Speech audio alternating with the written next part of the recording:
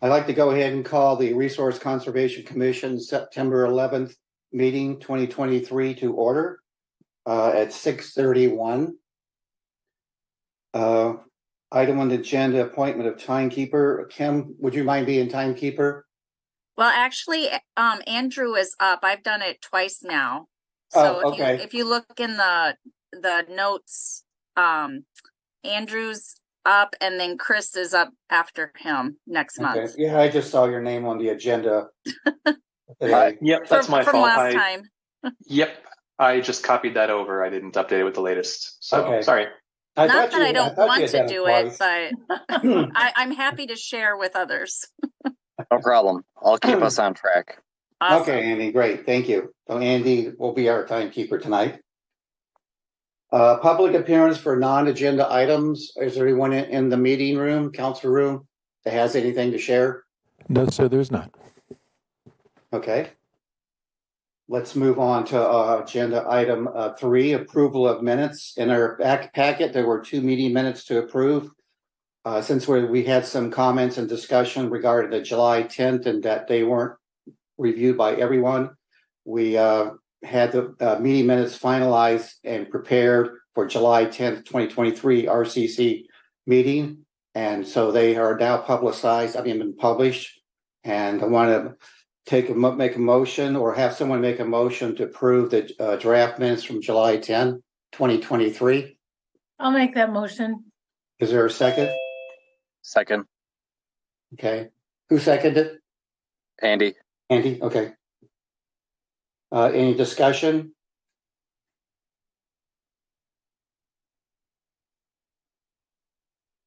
No discussion, no edits or anything to the meeting minutes? Okay. Take a vote to approve the July 10, 2023 RCC meeting minutes. All in favor say aye. Aye. Aye. Aye. All those opposed say nay. July 10, 2023 meeting minutes approved.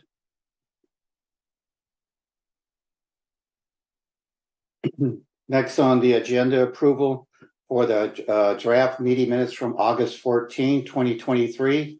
Is there a motion to approve these meeting minutes? I'll move to approve. Kim? Kim?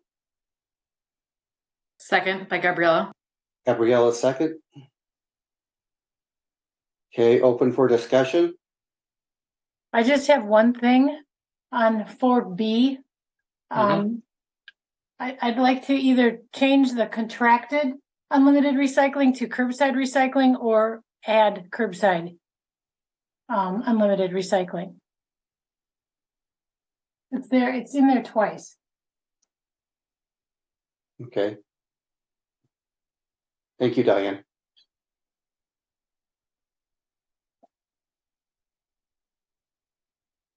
Any other discussion?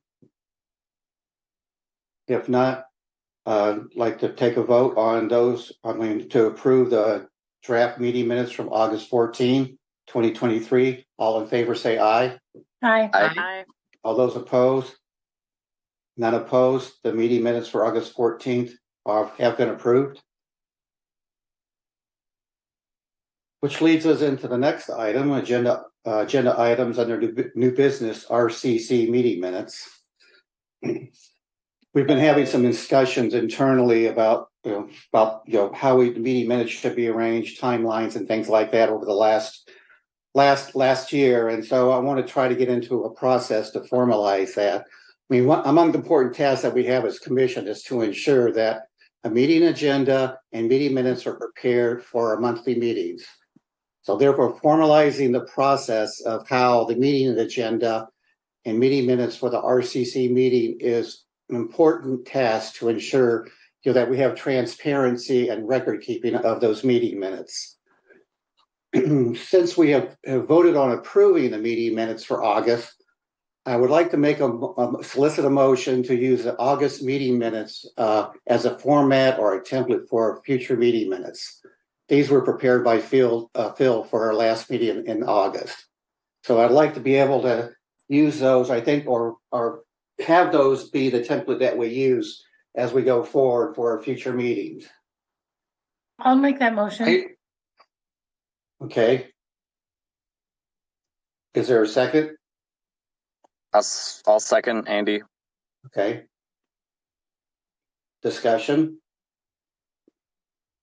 Yeah, I think that I know we have talked about this. It's been going on for longer than a year. Actually, this goes back since before I started in this role as the sustainability specialist. It has been a topic of debate in RCC for years now. We've kind of tried several different iterations of how to make the minutes work. Nothing has apparently proved satisfactory so far. I have been trying to take requests under advisement and figure out a way to make that work with the number of different responsibilities I've got. To be completely honest, I think that having a standard template doesn't make a lot of sense because different meetings require different things, different discussions are handled differently. I think that setting a standard template to follow will, I mean, it's to be completely blunt, it won't be practical because there are, different agenda items just come up separately. I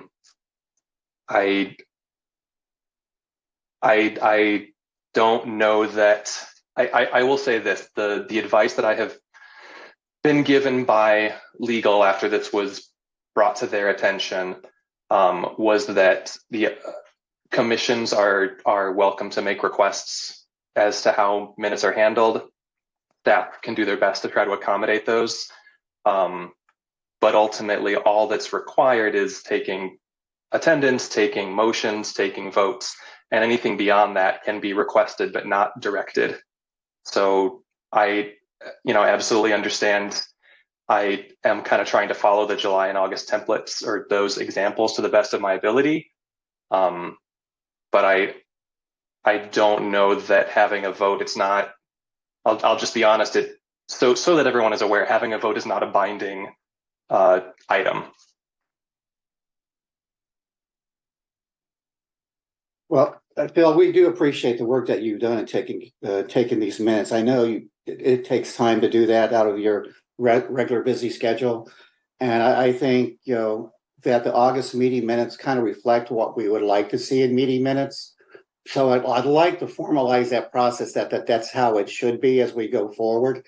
I understand that there's little nuances that may occur in each meeting, but kind of having that general framework in there. I mean, I think as a minimum, we should, have include the date, include the time, location, agenda items, motions, votes on those motions, discussion points, and action items. I mean, those are simple things, even though we're going beyond what's required by state law, but we need to have these meeting minutes as a tool for us to go back, to look at things, to see what we talked about, see what action items were done. We want to go back a year and see what we did a year ago, how that might apply to something that we're talking or discussing today or in the future. So I think that's what we'd like to see. I would say what has proven itself repeatedly is that there is a different interpretation of what is essential. For that reason, I know all committee members are certainly encouraged to take their own notes if there's a different level of detail than what gets included in the minutes. All of these videos are recorded on Fact TV for going back to reference things as well. I guess I'm uncertain on what the purpose is of having a vote, having a motion in a second and then voting on this. The purpose is to formalize this process for our commission. So we have something, we know what to expect in the meeting minutes. So we expect these items will be handled in a certain way. I mean, we want something more than just having a motion and votes on the motion. I understand that, and I have and we like what you did, and we like what you did in August. I think that's acceptable to us and to the commission. Unless there's some people in the commission who do not like that, hopefully they would speak up during this discussion. So I just think it's a guidance to follow. So I talked to the attorney Valerie as well, and she said we should formalize this process in one of our meetings. That's what I'm doing. So Valerie called me afterwards as well. She said what she expressed was that it should be discussed in the meeting rather than outside of the meeting in emails, which has been happening. with great frequency. What she told me is that there are things that staff is required to record in the minutes by law, by council ordinance, that committees cannot require things beyond that for staff. So in terms of saying that we're going to formalize something, I will continue to do my best to keep minutes in line with what has happened in August. I think my concern with having a vote that quote unquote formalizes it is that it becomes contentious then if there's a future meeting where minutes aren't taken in that level of detail. For whatever reason, I have no intention of stripping it back. I've tried to make that clear. But my concern with formalizing is simply that it's going to set an expectation that just doesn't align with what's actually enabled. Okay. Does that make sense? Yeah, makes sense. Is there any other discussion among commission members? The only thing I would say is that, obviously the minutes are beautiful, but I'm always concerned about staff time and the amount of time that Phil spends on it. I've had to take minutes for meetings before, and it's very burdensome. So I want to make sure that Phil is able to incorporate this into his workflow. But yeah, I think that we can certainly think that this is a great format. I personally don't think we need to formalize it in the same way, but I appreciate that we can have a discussion that this is like the ideal format that we would like to see going forward.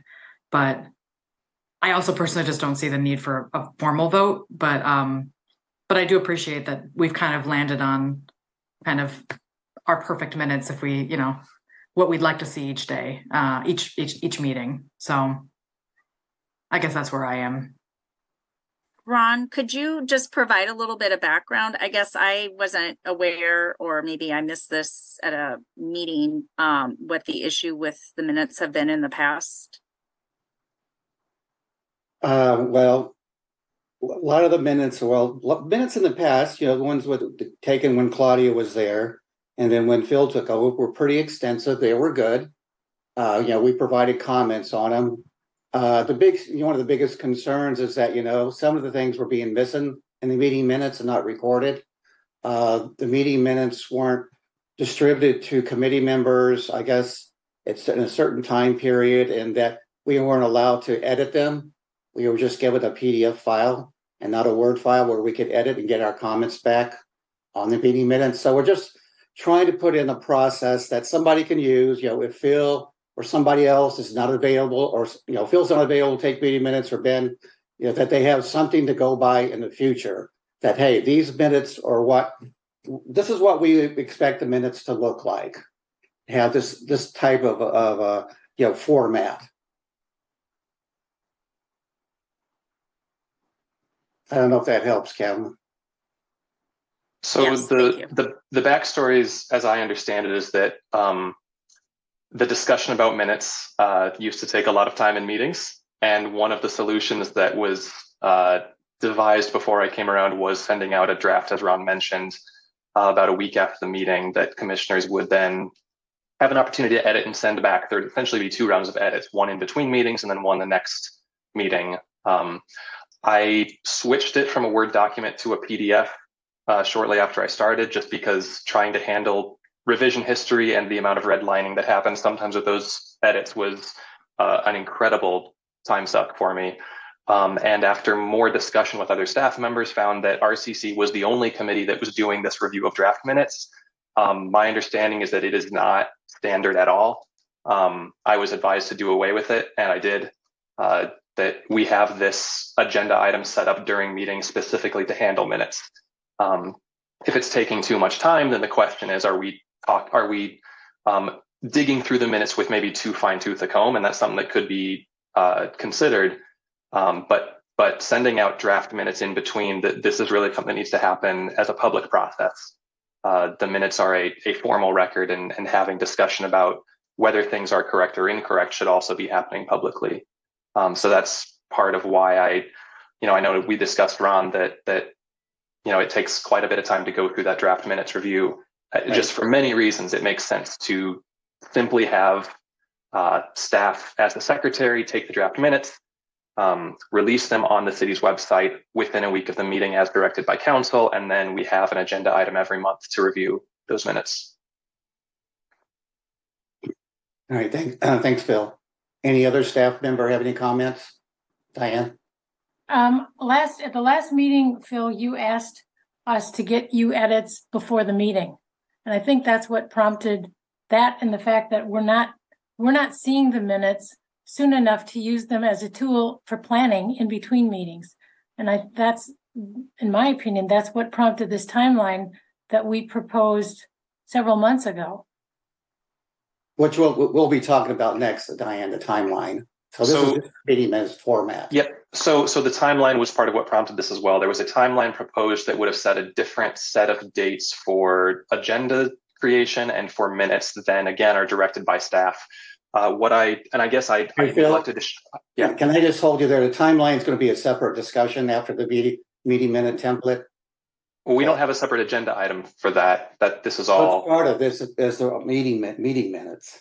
So this is all wrapped up together. That there were timelines proposed to ask staff to adhere to that were beyond what is required by our role.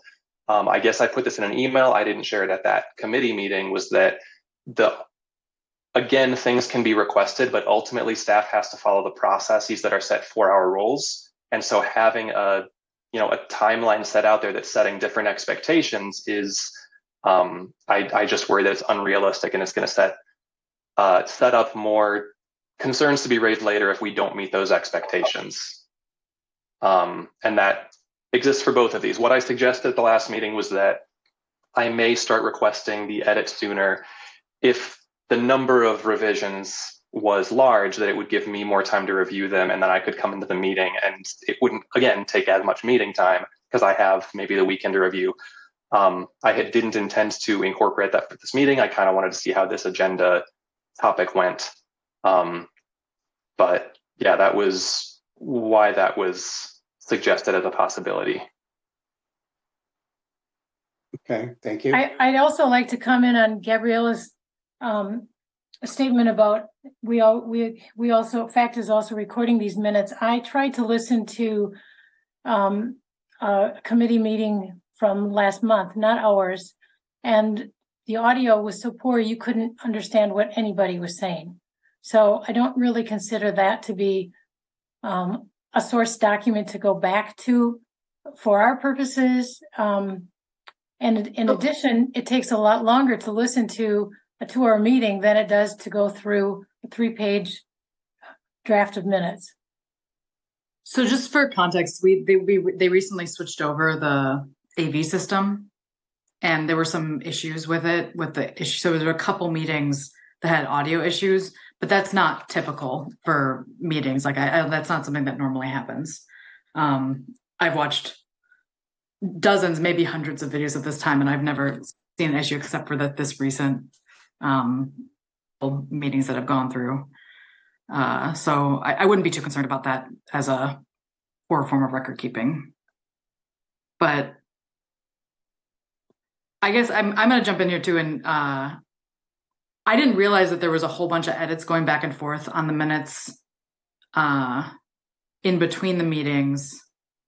And I also do worry about how functional that is. I mean, if the problem is that we're not following up on action items,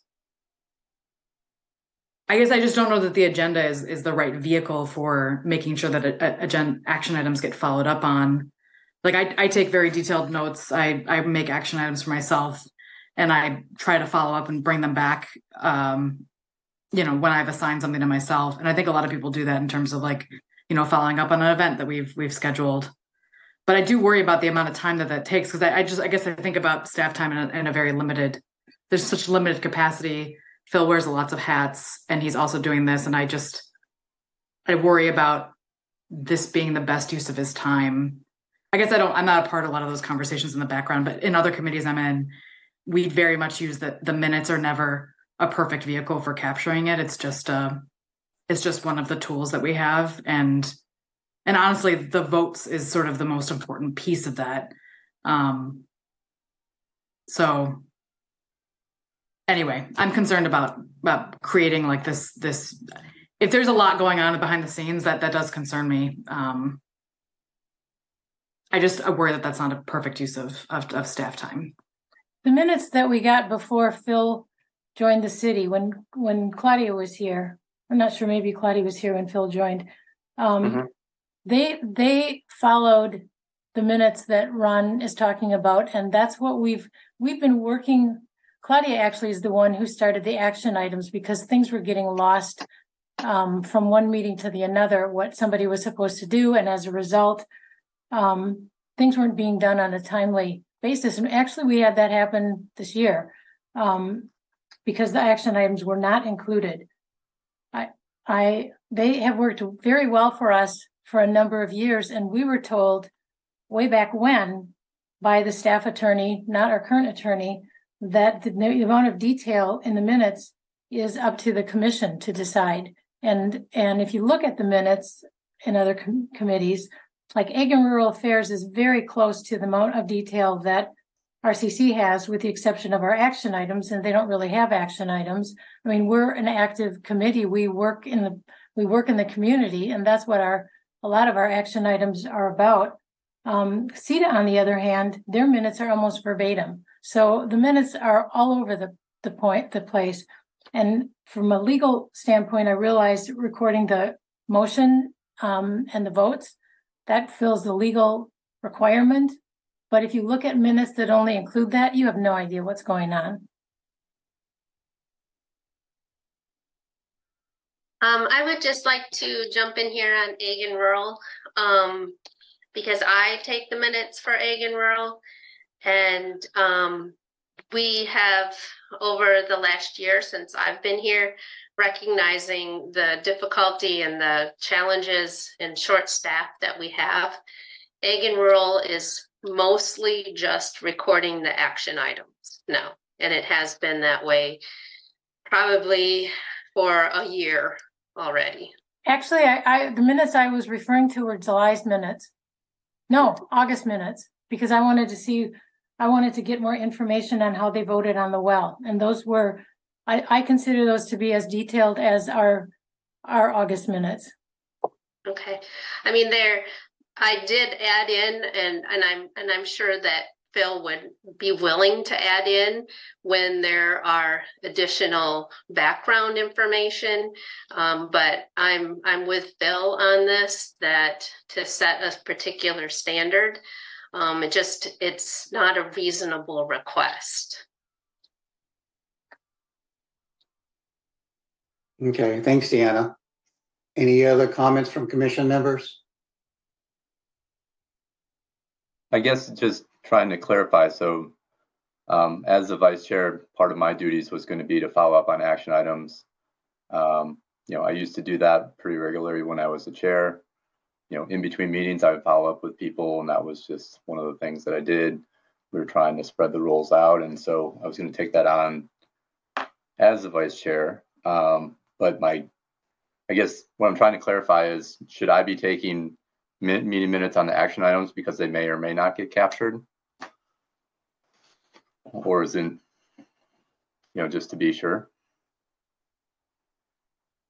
Well, I think if the meeting minutes are discussed during our discussions for whatever item, and there's an action item associated with that activity that, that hopefully it's going to be recorded in the person taking the meeting minutes, and that it would still, like it did in the August meeting, we had action items there for specific task or an activity. So, and Chris and you would follow up on those action items, which I will show in the timeline after this discussion.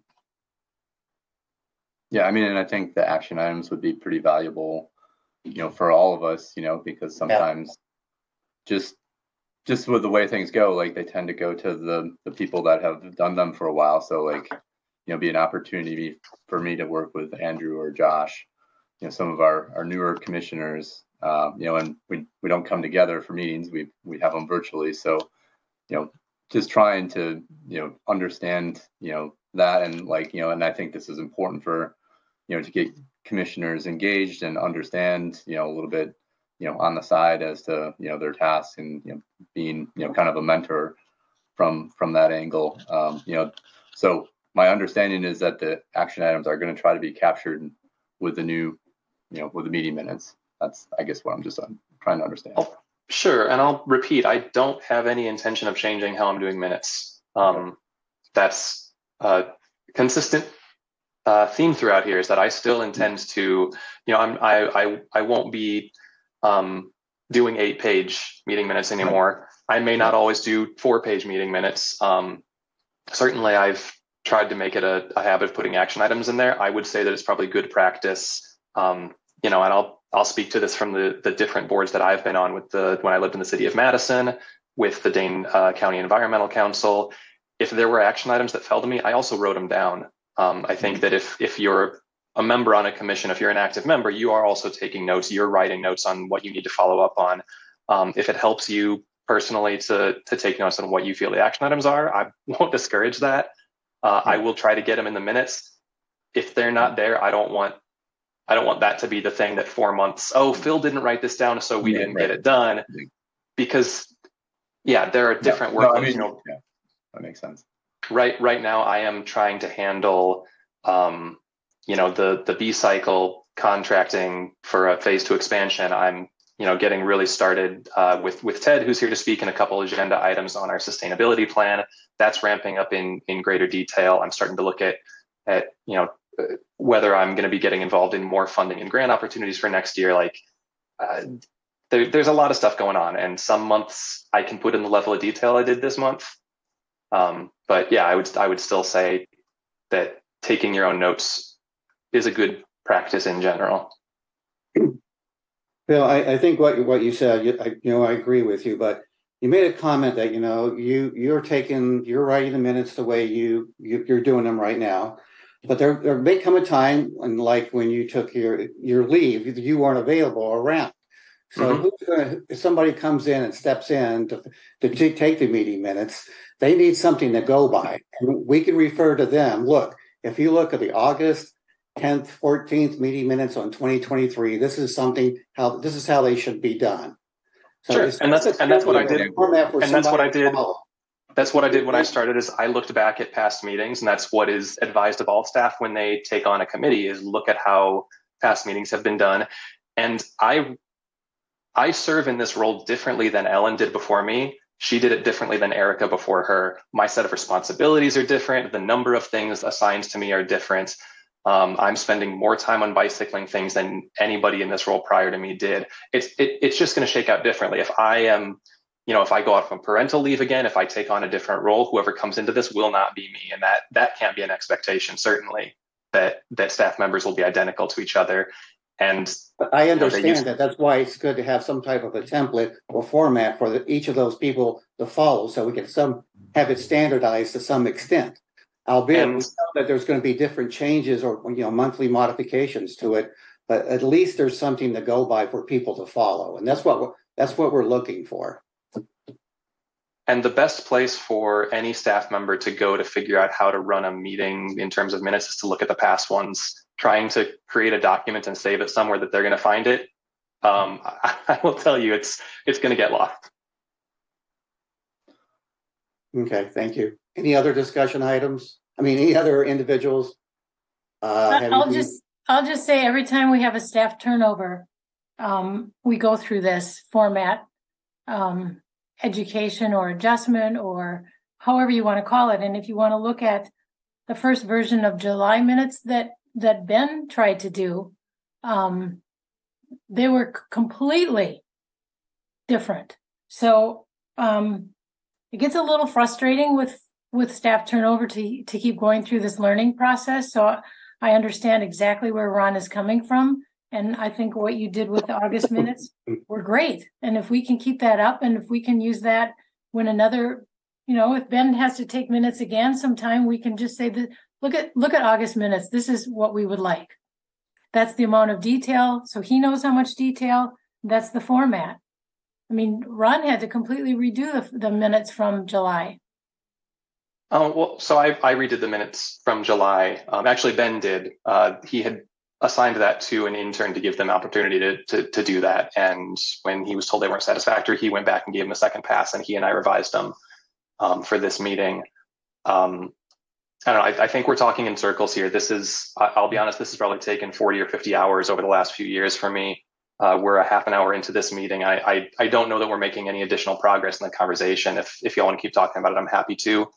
Well, is there any other discussion by the commission members? Otherwise, we'll go for a vote on the template.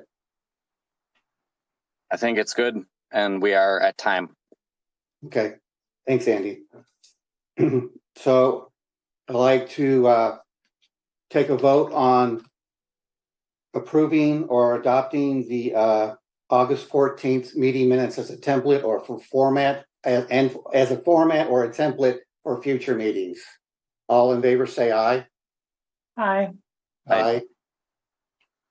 There's three ayes. All opposed? Nay. Nay. So who were the nays?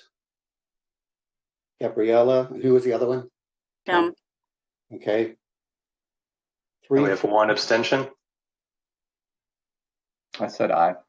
Oh, sorry. So we have 3 ayes and 2 nays. We're missing another vote. Four Josh ayes. is not here. 4 ayes, Ron. Or we have Chris, Diane, Ron, and who else? Andrew. Andy, And Andy. Okay. 4-2.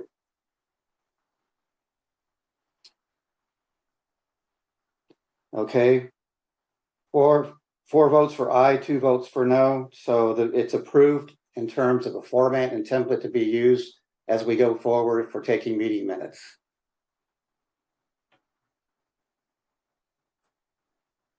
The second part of this discussion is, I'm going to share my screen here, is the timeline that's been shared with everyone.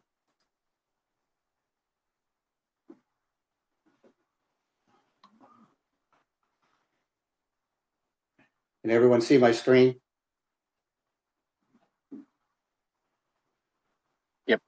Yes. Yep. I need to make it bigger, let me know. This was discussed and sent around back in February. We talked about it as a timeline for handling the meeting agenda and meeting minutes when they should be submitted. And so I'd like to solicit a motion that we adopt this timeline for the meeting agenda and meeting minutes.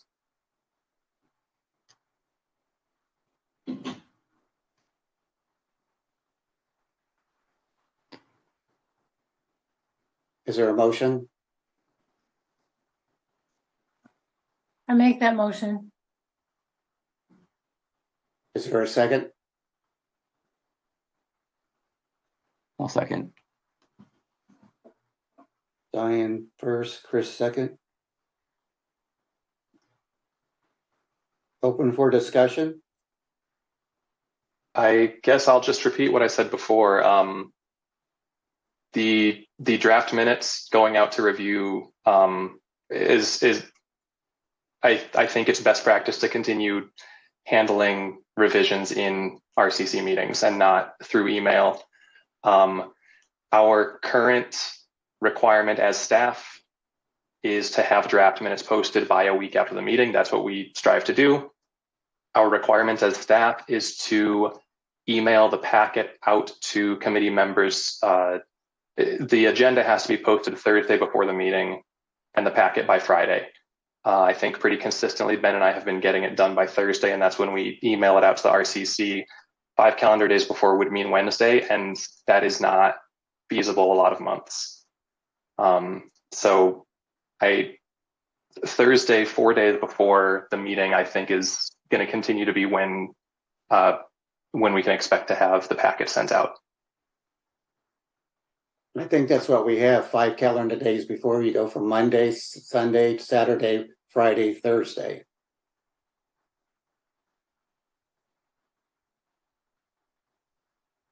Well, I think Monday would be day 0. So if you go, Sunday would be 1 day before. So 5 would go back to Wednesday.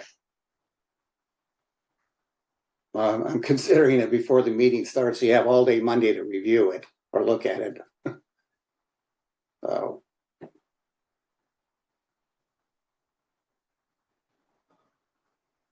So posting by If there's some Thursday, and recommended then, changes to this, we can make it 4 calendar days if that gets us back to Thursday. yeah, I mean, I think we're all saying Thursday, so let's just Okay. shoot for that. And if that's 4 calendar days, if that means, do we need to put in parentheses the Thursday prior? Yep. And then, with the draft minutes not going to, or, I hear what Phil's saying with the draft minutes going to an RCC member. So I think they'll get them posted 7 days after the meeting. And then we talk about them at the, during our meeting minutes discussion, and that's it, right, Phil? Is that how I understand it? Should be working? Yep. Yeah, that is the process established by council, is that minutes have to be posted within a week of a meeting, including. Yeah, that's. Okay. So that's what we have here, 7 calendar days after the meeting. But I would just say if we're going to require, or if we recommend a template, I'm not sure that we should.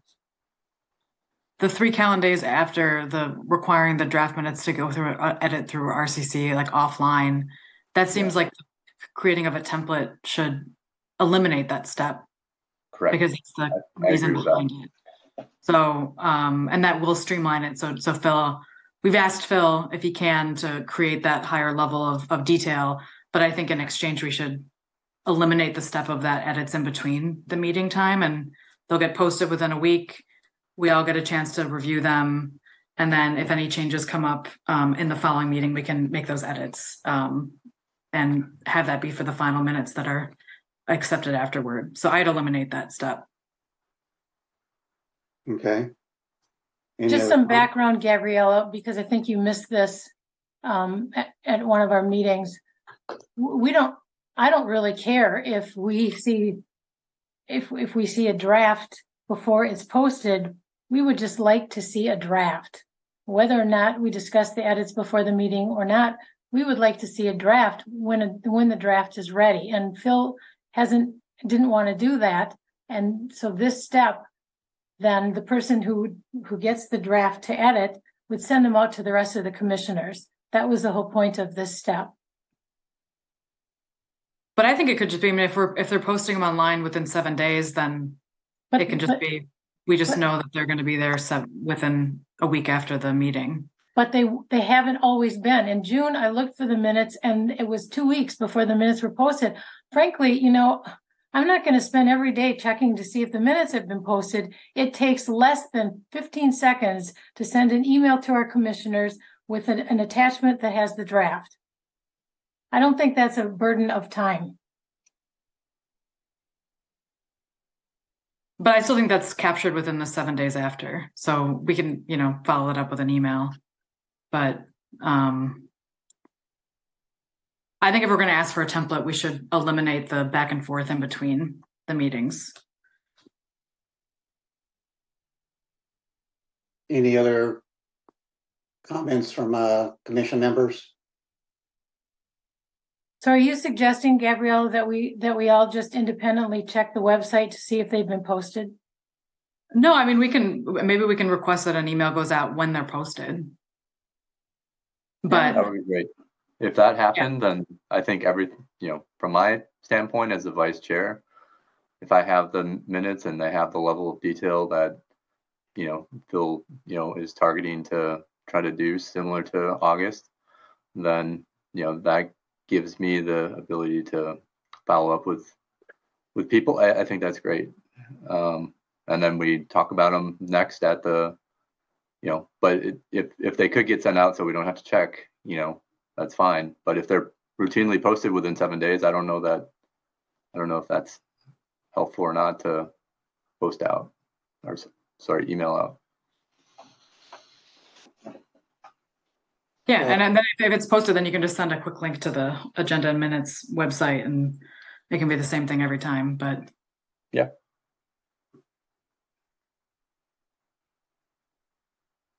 So I'm hearing recommendations to delete this line. Yes. Yes.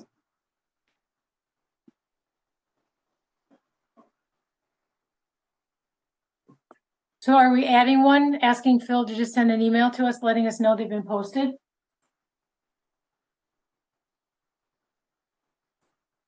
Yeah, I mean, it is in the Or 7 that- days after. Edited draft minutes to staff, staff distributes to RCC members and posts. Oh, yeah, it's right here. So. And so then after 10 days, Chris, you would follow up with the action items. That would be the goal. Okay. I think if we can target, kind of this approach, then I feel like this should work, well for our commission and help us best serve the community. So I know it took a little while, but I think we got it right.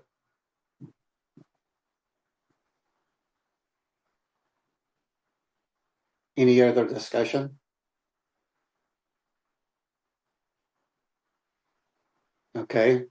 If no further discussion, I'd like to take a vote on the meeting minutes and agendas submittal time that's here before you.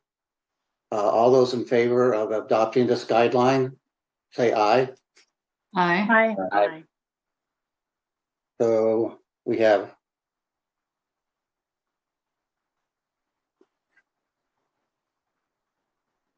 trying to count the number of ayes that we had. So raise your hand, all in favor, so I can see. 1, 2, 3, 4,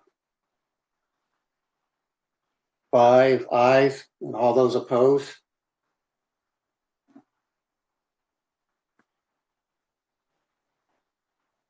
So actually, there's 6 ayes then.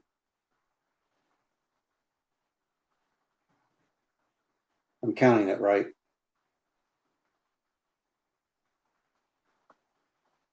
So all the commission members right here tonight are voting aye. I get clarification. Yep. Okay, none opposed. All right. 6-6, all commission members approved adopting this as a timeline for our agenda and meeting minutes.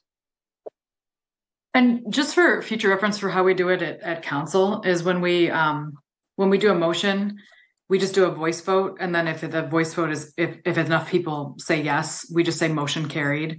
And you don't necessarily have to reflect how many ayes or nays in the minutes. We just say motion carried. And then if there was a controversial vote, we can ask for a roll call. That's what we do in council. And then you can be specific about what the vote breakdown was. Okay. Yeah, everybody said aye at once, and I was just like trying to. It's like how many ayes, how many nays? But yeah. Thanks, Gabriella. Okay, we can move on to the next item. Item 4B, grants and alternative funding options for 2024. Phil?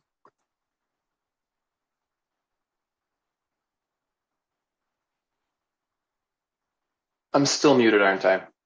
Oh, sorry. There we go. No, that's I couldn't get Zoom to give me power over that. So not a lot to throw in here. Got tied up with a few other things, and I was kind of hoping to dig a bit more into this, but wasn't able to.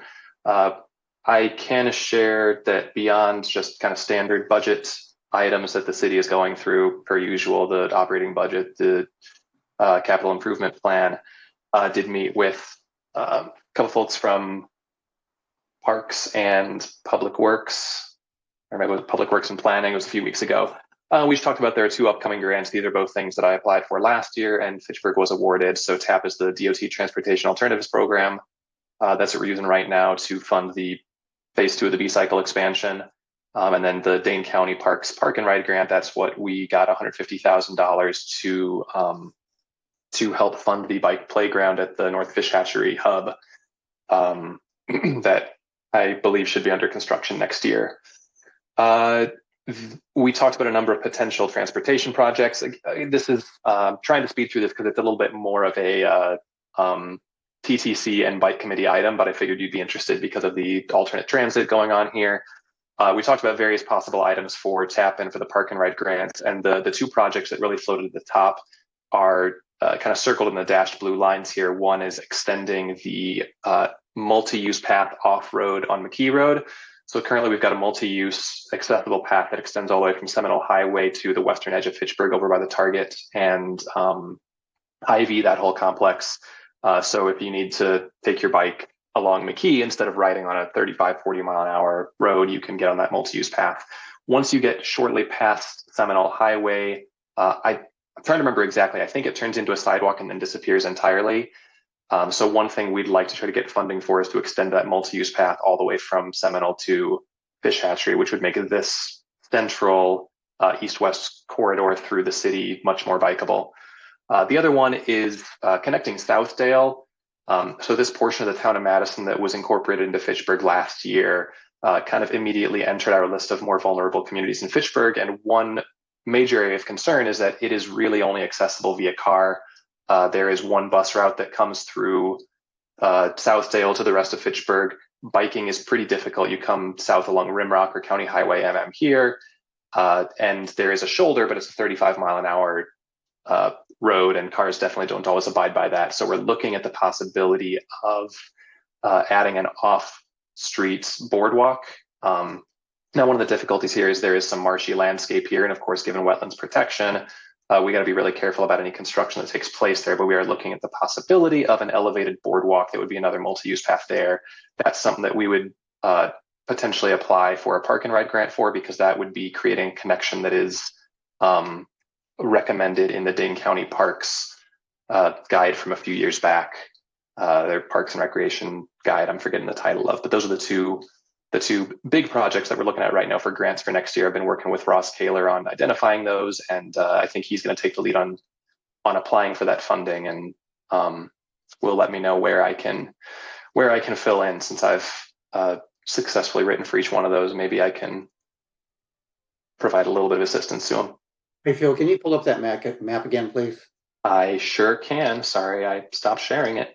Well, thank you. And then tried to save my processor by quitting the application right away. Pulling it up right now. And we'll just do this and wait for it to load. Come on, buddy. Here we go.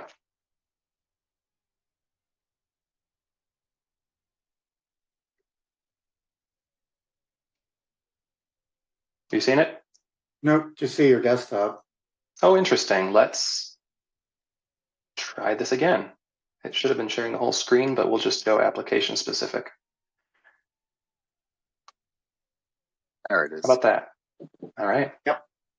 Has there been any consideration on the bike? I don't know who plans where these bike routes or extensions go from, but it seems like to me from Fish Hatchery along Lacey to Seminole to Fitchrona, and then down Fitchrona to the bicycle Military Ridge Straight Trail parking lot there. To me, that seems like that would be a good place to have a bike route. So we currently have bike lanes all the way from Seminole Highway to Fish Hatch along Lacey. There's a little bit of a multi-use path on the north side here that goes to the school. Stoner Prairie Elementary. The current construction that's going on in West Lacey from Seminole to this residential development, Quarry Vista, that will include both on-street bike lanes and a 10-foot multi-use path along the entire stretch, the north side of that road. So we will have good bike infrastructure all the way from Fitchrona Road to Seminole, going north and south, Badger State Trail and Seminole Highway. Not sure. I know that Lacey was just redone, and I think about 7 to 10 years ago. It was before my time here. So my guess is that anything more along Lacey Road would have to wait for new reconstruction, but there's a lot of residential property there. So getting the land acquisition would be complicated. At least these neighborhoods are very easy to bike through. In terms of going up Fitchrona Road, then there is already a project planned for, I think, 2025 or 26 that would add more bikeable routes from Lacey up to all the way to the Nesbitt roundabout along the east side of Fitchrona, going under that overpass. So these are already in the works, and that was part of why we were focusing more on McKee Road. We got Fish Hatchery taken care of in 21 and 22 with the fish hatchery construction. We've got that whole multi-use now. So the main connecting routes that we're looking at in terms of the more heavily populated parts of Fitchburg, we've got McKee Road. We've got this stretch of MM. There is currently a project that we've already received some grant funding to get this multi-use trail from Terra Vesa. We're going to get an underpass built under MM that will then connect to an off-road multi-use path that a developer here is going to be constructing. So this stretch we're hopeful on. The next big one is getting Cyene Road here, which you can see. So these colors here, this is from the Dane County low stress bicycle route finder. If you don't know about that tool and you bike, you absolutely should use it. Plug in a route and it'll tell you which are the most and least enjoyable, stressful options for biking. So this red one right here is Cyene Road, where again, it goes through a wetland. So I've biked that once before. I probably wouldn't do it again. There's not even really a shoulder, but it would be really nice to be able to connect this north part of Fitchburg with East Fitchburg, Terra Vesa, Southdale. And, you know, we're looking at ways to improve this one, but that's kind of going to be the last one that we're hopefully able to target in the main suburban and urban portion of Fitchburg. The reason I mentioned Lacey, because it seems to be the preferred route for the gravel haulers, because they're going to the gravel pit there. Yep. And so if you're a bicyclist, and if you're going out there in rush hour, either in the morning or evening, not only you're dealing with school traffic, you're also dealing with the gravel haulers going back and forth to the different developers. So it's a very heavily trafficked road, and it's very dangerous for bicyclists. Even though there's a bike path, like a bike lane on the side of the road. Yep, and I am, obviously I'm an advocate for biking. It's part of my role, and just believe in it. I would not advise anyone to have biked along Lacey Road prior to this reconstruction. That was a 55 mile an hour speed limit. I won't ride alongside a road if it's above 35, but that is part of why council agreed to a reconstruction plan that included a multi-use path. So that will be an off-the-street path north of Lacey from Seminole. As far as I know, those gravel haulers aren't going down Lacey to Fish Hatch. I could be wrong, but again, that's just something that's going to be a little bit more down the road. I don't know if there's something that city can do in terms of the bike path between Seminole and Fish Hatchery, in terms of making that bike lane more visible, like with green paint or something like they do in Madison. Yeah, I couldn't speak to that. That would be a question for Ross and Public Works. I know that it seems pretty simple, but even the cost of that green paint it's a specialized type of paint, and even the cost of that is pretty high. Adding additional lanes, if you're not going through a reconstruction project, invariably take funding away. You know, it's a pretty significant cost to do on its own. Relatively speaking, it's quite a bit cheaper to do it just as part of a reconstruction, to add an additional several feet along the side of the road there. So it is very rare indeed to have bike lanes added without there being at least a resurfacing taking place. Mm-hmm. There's not a way to take the existing sidewalk there and convert that to multi-use pathway? Well, the sidewalk is not continuous all the way to Fish Hatchery Road. It cuts out between a few of the driveways over here. So that still wouldn't in and of itself solve the problem. But normally a sidewalk is somewhere between 4 and 6 feet wide. And to be a legal multi-use path, it has to be either 8 or 10 feet. So that would still require additional land acquisition. Yeah. Okay. Thank you. Yep.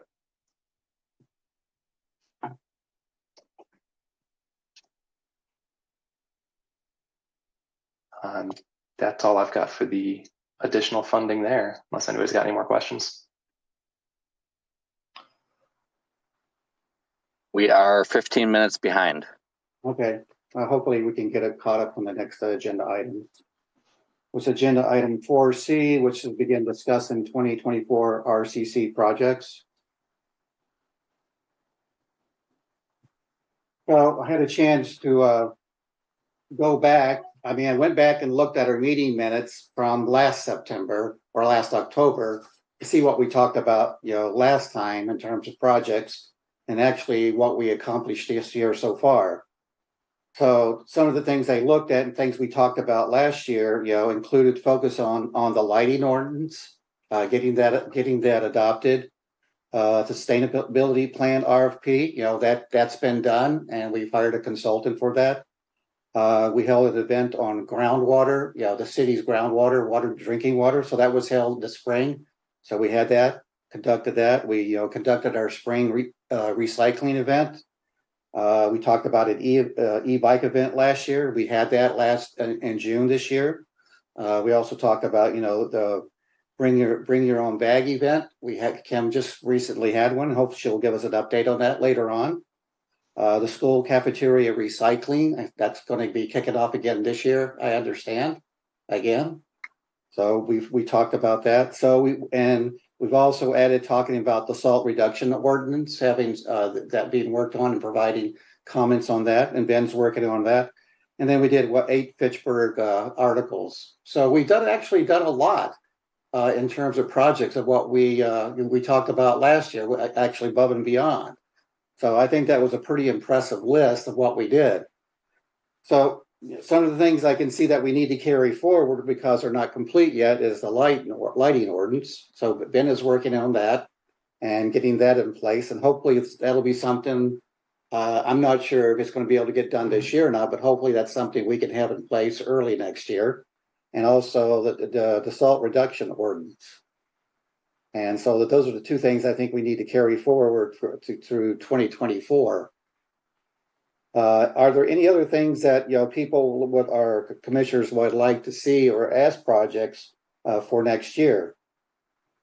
I mean, I had a couple of suggestions that I thought about in terms of events and things. Is that one of mine was having events focus on individuals living in apartments in terms of recycling, composting and things like that, approaching apartment dwellers or multifamily units about these items and having some type of event that would be focused on them. Another one would be to have an event that talks about creating native prairies in your yard.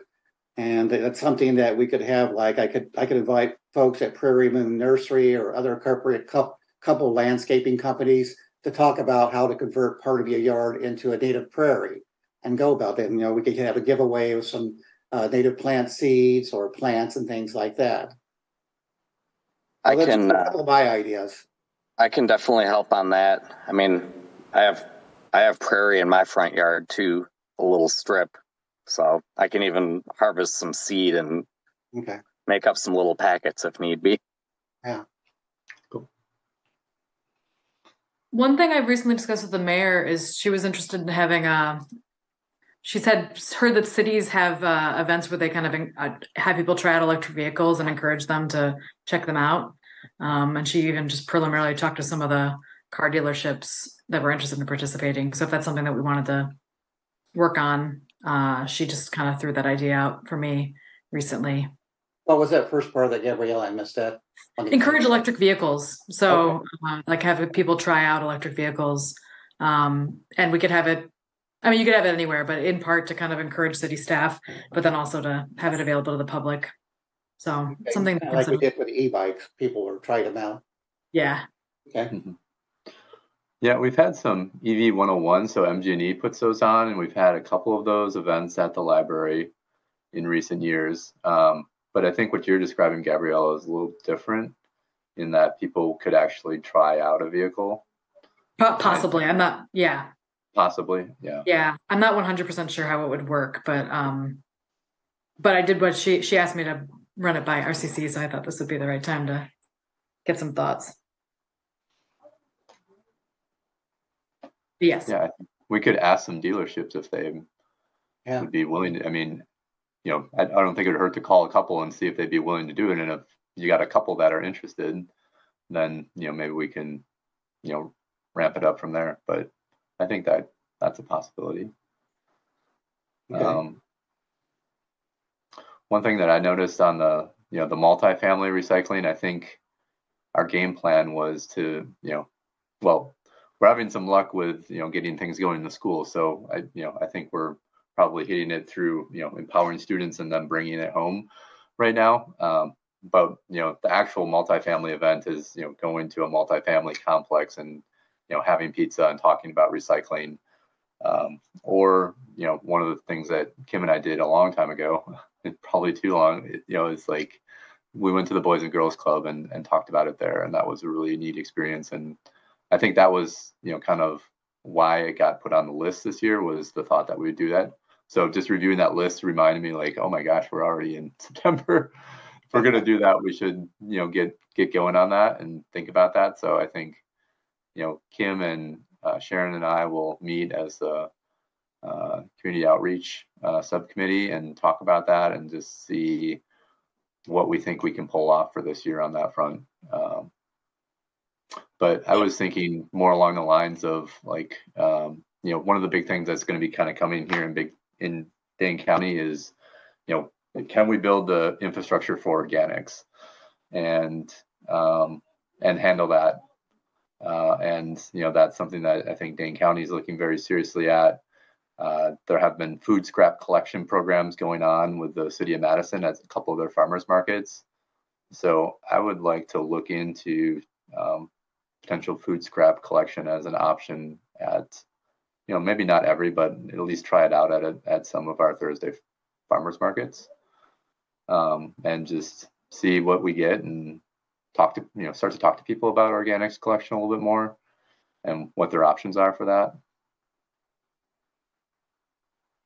If I totally agree, Chris. I think that was something we talked about in one of our outreach meetings, and I think that was something that we were very excited to explore. If I could speak to the multi apartment recycling, we've done that in the past, and we had a member of our RCC commission who was interested in pursuing that.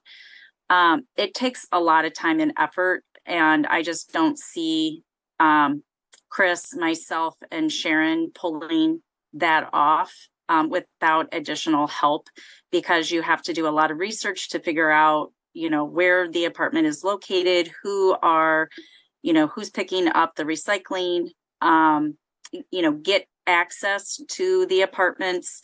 It's just, we've tried it multiple times with multiple people, and it's a lot of work and effort. I like the idea of the organics and maybe going back and doing something with the Boys and Girls Club. Again, I think those are very doable, but I think the apartment is a little bit more challenging, and we would need some additional help and resources. Yeah, I would agree with that, Kim.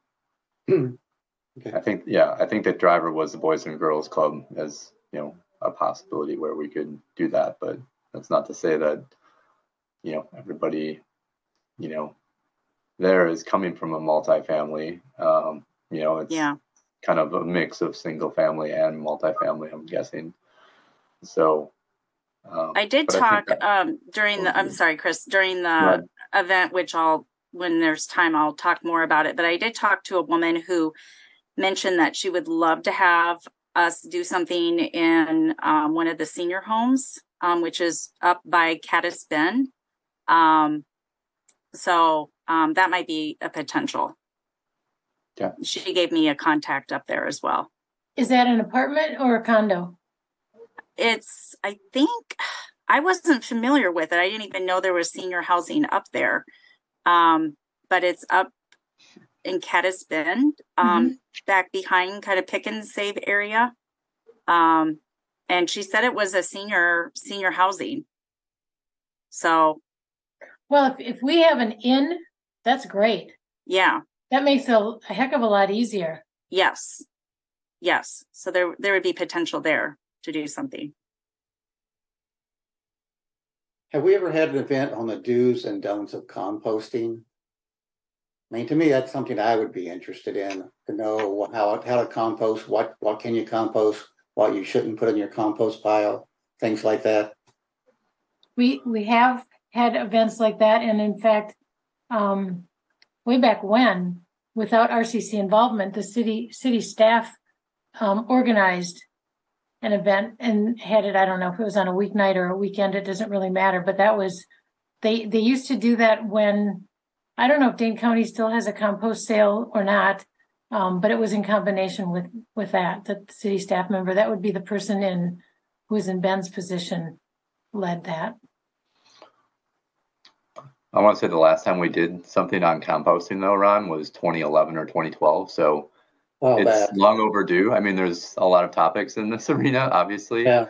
But it's been a while since we've done one on composting. I want to say that that past staff member did like almost like a master composter course. So it was like, you got like some type of certification that you came out of there with, and you felt like you knew what you're doing when you went home. And I would say that would be something that I would go to and like to learn how to improve my composting. Okay. I think that's a good idea. Anybody have anything else? I have something that I'm kicking around. I went to a conference about doing prescribed burning, and in Florida, where it's a lot more common, apparently they have like public outreach burn days where they'll have like specific burn crews conducting a wildfire or a prescribed burn, and then they'll have like a place for the public to view them. And it's kind of like a public educational, why do we burn? Why is it ecologically important? Like how do we do it safely? That type of thing. I talked to some people at the Arboretum about possibly partnering on some event like that. I don't think it would be within the next year, but it's something I definitely have an interest in. And I feel like, in order to maintain our natural ecological communities, most of them are fire adapted and they need to be burned in order to exist. So some sort of public outreach burn day, it's, I'd like to put that together. Like I said, it would take a while, but if that sounds good to you guys, maybe RCC can put their stamp of support on it or something like that. Otherwise, I'm happy to just do it with my full-time job with the Prairie Enthusiasts and partner with other organizations and entities that do prescribed burning. Diane. Andy, actually, the city does hire people to do prescribed burns, and Ben could probably tell us if there are any on the calendar, but I think we could just piggyback on something like that, assuming whatever organization is doing it is okay with us. They did one. Let's see, south of the city, there's a water retention or stormwater issue down there. They did this was when Claudia was just before she left the city. They did a prescribed burn there. That would have been a great place to do an educational event. Mm-hmm. Yeah. And that's generally, you don't want the public just showing up while you're burning, because that's a big nuisance. Oh. I do a lot of burning too with my job. So it would have to be an organized event where, we can safely have a lot of parking. That's why the Arboretum came immediately to my mind, because there's a lot of parking there, and there are areas that you can potentially, do a burn that's not going to get out of control. Yeah. A couple of years ago, I was surprised. I thought prescribed burns were only relegated to city land, county land, park lands, and things like that. But a homeowner just about a quarter mile away had his prairie burned right around his house and other houses nearby. But they had a professional firm do it. So I was really surprised. It's just not restricted to, county land or park land or things like that. Yeah. Private homeowners can do it. So if they have a prairie burn. City of Madison actually encourages it. You just pay a $50 permit fee, and once the fire department grants you the permit, and you're a qualified burner, you're good to go. No. So it's a little bit different here. You might consider reaching out to the fire chief, Joe Pulvermacher. Yeah. I don't know if you have already. I did before about burning my little prairie strip in front of my house, but definitely, we'd want them involved. And sometimes, structure fires are way different than prescribed burning too. So it could be educational for the fire department as well. Yeah, I know we had a discussion item in council a while back because there was some neighbor complaints when somebody did a prescribed burn in a neighborhood and people got flipped out by the smoke. And so we talked a little bit about how we need to maybe have some policies in place and clarify the notices that need to go out. And so that was sort of like an agenda, just like a quick agenda item that we needed to follow up on. But the fire chief was there to explain a little bit. And then there was a there as well to explain. So anyway, I know the council will be interested to hear more too. So I think it's a great idea. Right. Okay, great. Thanks, Andy. Yep. Anybody else have any ideas or projects or thoughts? I mean, we still can think about this. This is not a final list, so. Well, I think if I remember correctly from the last meeting, Kim said that in July, she's trying to organize a statewide BYOB. Yes, I was going to jump in and say that working with the committee I'm working with, there just was not enough time to make this happen, the BYOB event as a statewide event.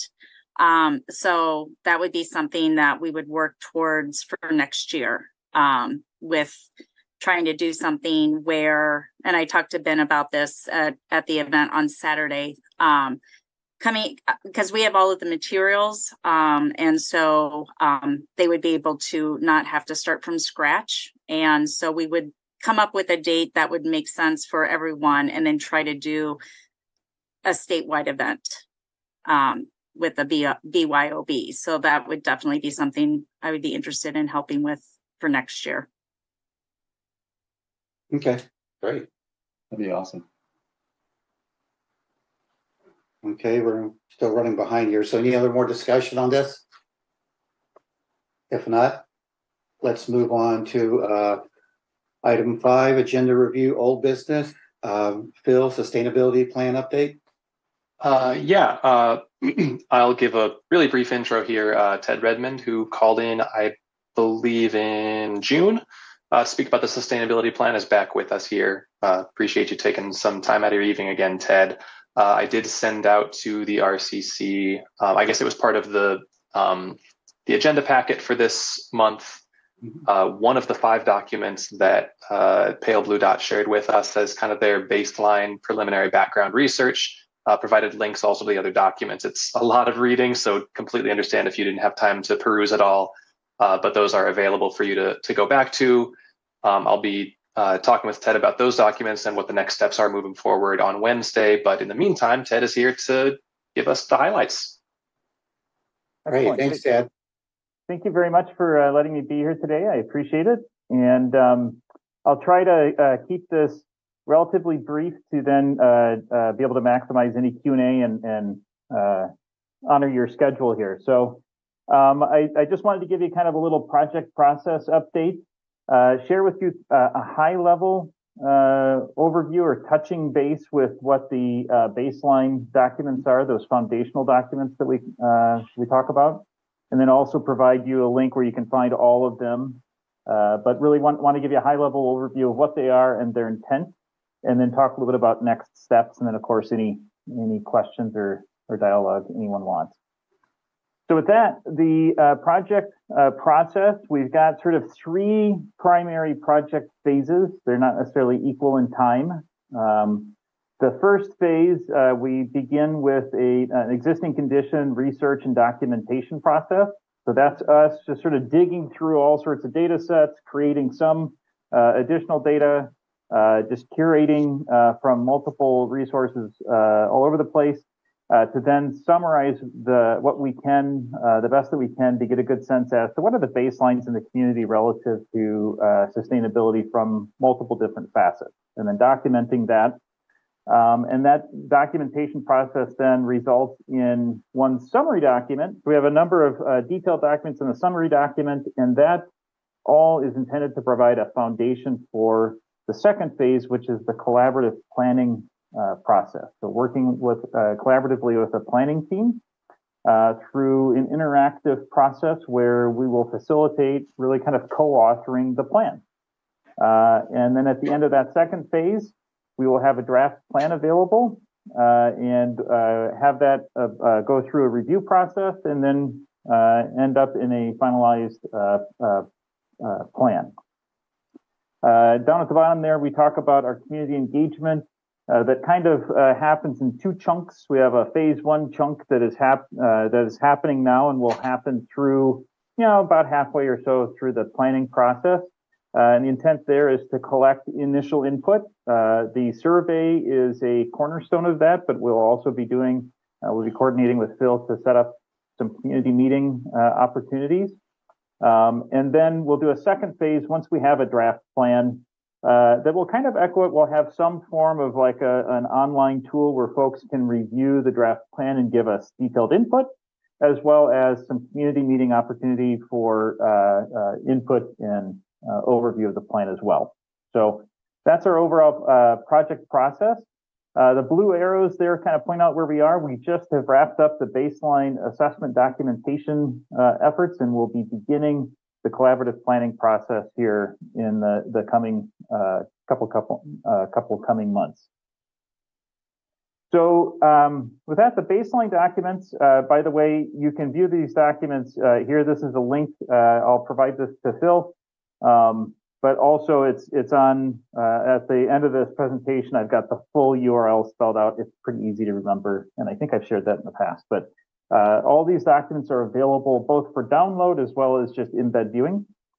So there are 4 cornerstone foundational documents. These kind of get into nitty-gritty, lots of different aspects, again, pulling from multiple data sets and also creating some data sets while we go. They include the vulnerability assessment that looks at climate change impacts and vulnerabilities, the greenhouse gas inventory and forecast, which really is not just greenhouse gases, but of course, sort of all of the energy consumption kind of components that go into that. So GHGs are really important as kind of a good indicator for overall community consumption, energy and such like that. We also did a ground cover and heat island study looking at ground cover conditions throughout the community. And from that, we can kind of map out a number of different indicators. And then a renewable energy potential study, which the intent there is just let's get a good sense as to what might be a reasonable sort of what's a high end target for renewable energy, what's a reasonable level, just what can we anticipate for potential within the community. All of these documents then also get summarized with a few additional content. They get summarized into the sustainability baseline assessment. This document takes all that information, we add to it a little bit, and then it's organized based on sector, sort of on plan sector that we may anticipate in the final sustainability plan, the sectors that might be in that plan. With this document, we also summarize the content and provide some initial goal recommendations. The intent here for all of these is that they're process documents. It's us getting familiar with some of the conditions in the community, some of the aspects of the community, and us providing a foundation for the community, for the collaborative planning process. So some of the information, for instance, especially the recommendations, they're starters. It's an opportunity for us to just say, hey, here's a place for us to start in a collaborative effort so that we're giving as many people in the planning team as much benefit of information as we can and give us all a place to start. So in other words, nothing's final in there. It's a good content for the beginning of the process. Now I'll just kind of give a high-level overview, just sort of a brief summary of some of the findings of each of those, or what you might find in that. The vulnerability assessment, so it's looking at climate change in the community. This little diagram here, you may have heard of this before. It's called climate stripes. I love these diagrams. They're very sort of interesting visuals, and they can be very compelling. These are the temperature records for the state of Wisconsin from 1895 on the left side of the screen all the way through 2021 on the right side of the screen. If it's a red leaning color, that means that it's a hotter than average year. If it's a blue leaning color, it's a cooler than average year. And you can see, we definitely have had an emphasis in Wisconsin towards warming in the last, 2 decades or so. Looking at the National Climate Assessment and GHG projections, by 2050, we can expect some of those warming trends to continue. In Fitchburg, we can anticipate that we are probably looking at 3 to 5 degrees Fahrenheit average temperature warmer than now. Of course, we'll have outliers, but that's an average. We can anticipate 12 to 15 more days annually with high temperatures of 95 or above. That'll equate to likely about a 45% increase in more energy for air conditioning demand. Likely 5% higher annual rainfall with 20% more days of heavy precipitation. And by the way, that 20% more heavy precipitation will also relate to an increase in drought risk. The reason for that is that we are experiencing our rain in heavier events with more time between them, so that we're having both increased potential for flooding, flash flooding, and also increased potential for drought. And those themes are going to continue or even increase in the coming decade. And by 2050, we can expect, 11 to 20 more days a year in growing season. Fantastic when we think of things like tomatoes in my backyard. Not so fantastic when we think about allergies or vectors like mosquitoes, ticks, and especially species migrating north as conditions become more favorable to them. If we do not reduce our greenhouse gas emissions by the time we move towards the end of the century, these will all increase significantly. The 2050 numbers are somewhat baked in, but that should not be considered a reason for us to not act. Again, because as we move towards the end of the century, if we do not act, summer times in Fitchburg will be much closer to central or southern Alabama by the end of the century. It's 10 degrees warmer Fahrenheit. And that's equivalent to kind of picking up the city then and moving it south about 145 feet every day, or about 10 miles every year. That's the experience of our climate as we move towards the end of the century. So if we act on our greenhouse gas emissions, we can curb the second half of the century and keep those increases a little bit more in check. Of course, these changes have some risks associated with them. The primary climate risks relative to our populations are extreme temperature, flooding, air quality, vector-borne diseases, food security, etc. Those little blue dots up at the top. There are also related economic risks, which include crop yield, mortality, energy costs, property crime, and violent crime. And because we all live in this world, we all live in this society, we're of course all vulnerable. However, when it comes to planning for vulnerability, we tend to focus on the populations which may be more vulnerable than others. And the reason for that is that if we can think of how to decrease vulnerability of the most vulnerable amongst us, it helps increase resilience for all of us. Based on our assessments of the populations in the city and some of the conditions, the highlighted dots at the top are the risks that if we needed to prioritize for funding or just capacity, you may want to consider prioritizing extreme heat, flooding, air quality, food insecurity, and power or infrastructure failure risks. And again, if we need to prioritize in terms of just capacity and so forth, the groups that we may want to prioritize would be older adults, those that are living in economic stress, and people of color. And that is because of the overall sort of larger percentage of vulnerable population shares in the community. The GHG inventory and forecast. We've got good news. Since 2014 through 2022, our emissions have dropped about 6%. That is while our population increased about 14%. which is a great indicator that we can act on climate and it even while our population grows. And our GDP, at least expressed as a pro rata share of Dane County's GDP, has grown 25%, which is an even better news, which illustrates that we can act on climate and still have our GDP growing. Our employment also increased about 4% over that same time frame.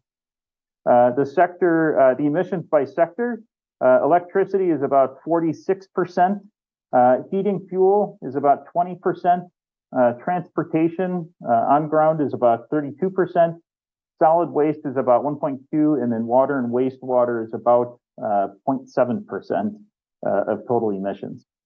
And we usually do this little visual because, we talk about greenhouse gas emissions in metric tons, which, by the way, I did not say the total for 2022 was 419,413 metric tons. And of course, what is a metric ton of greenhouse gas emissions? It's difficult to really sort of connect with. So we equate that into the volume of atmosphere that those emissions now occupy. So that box that we're showing is the equivalent of 1 year's worth of emissions for the city of Fitchburg. We're seeing it about 1.75, 2 miles away. And it's a 8.2 billion cubic foot mass of human-made greenhouse gas emissions that we're emitting every year, just to kind of give you a sense of order of magnitude. We did a per capita GHG comparison, so looking at other communities in the region and the country. The map, if it's got a green arrow, it means that their emissions are actually lower than ours, so they're ahead of us, so to speak. If they've got a red arrow, that means that their emissions are higher than ours, so they're a little bit behind us.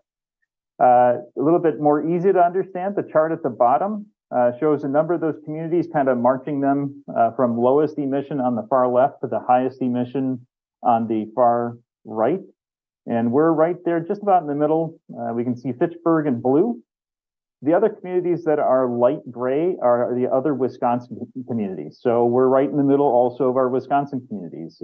We've got Milwaukee and Eau Claire with lower per capita emissions than ours, and La Crosse and Madison with higher emissions than ours. Now, and I will say that we do this simply to just kind of help. We have that question asked a lot. Well, how do we compare to other communities?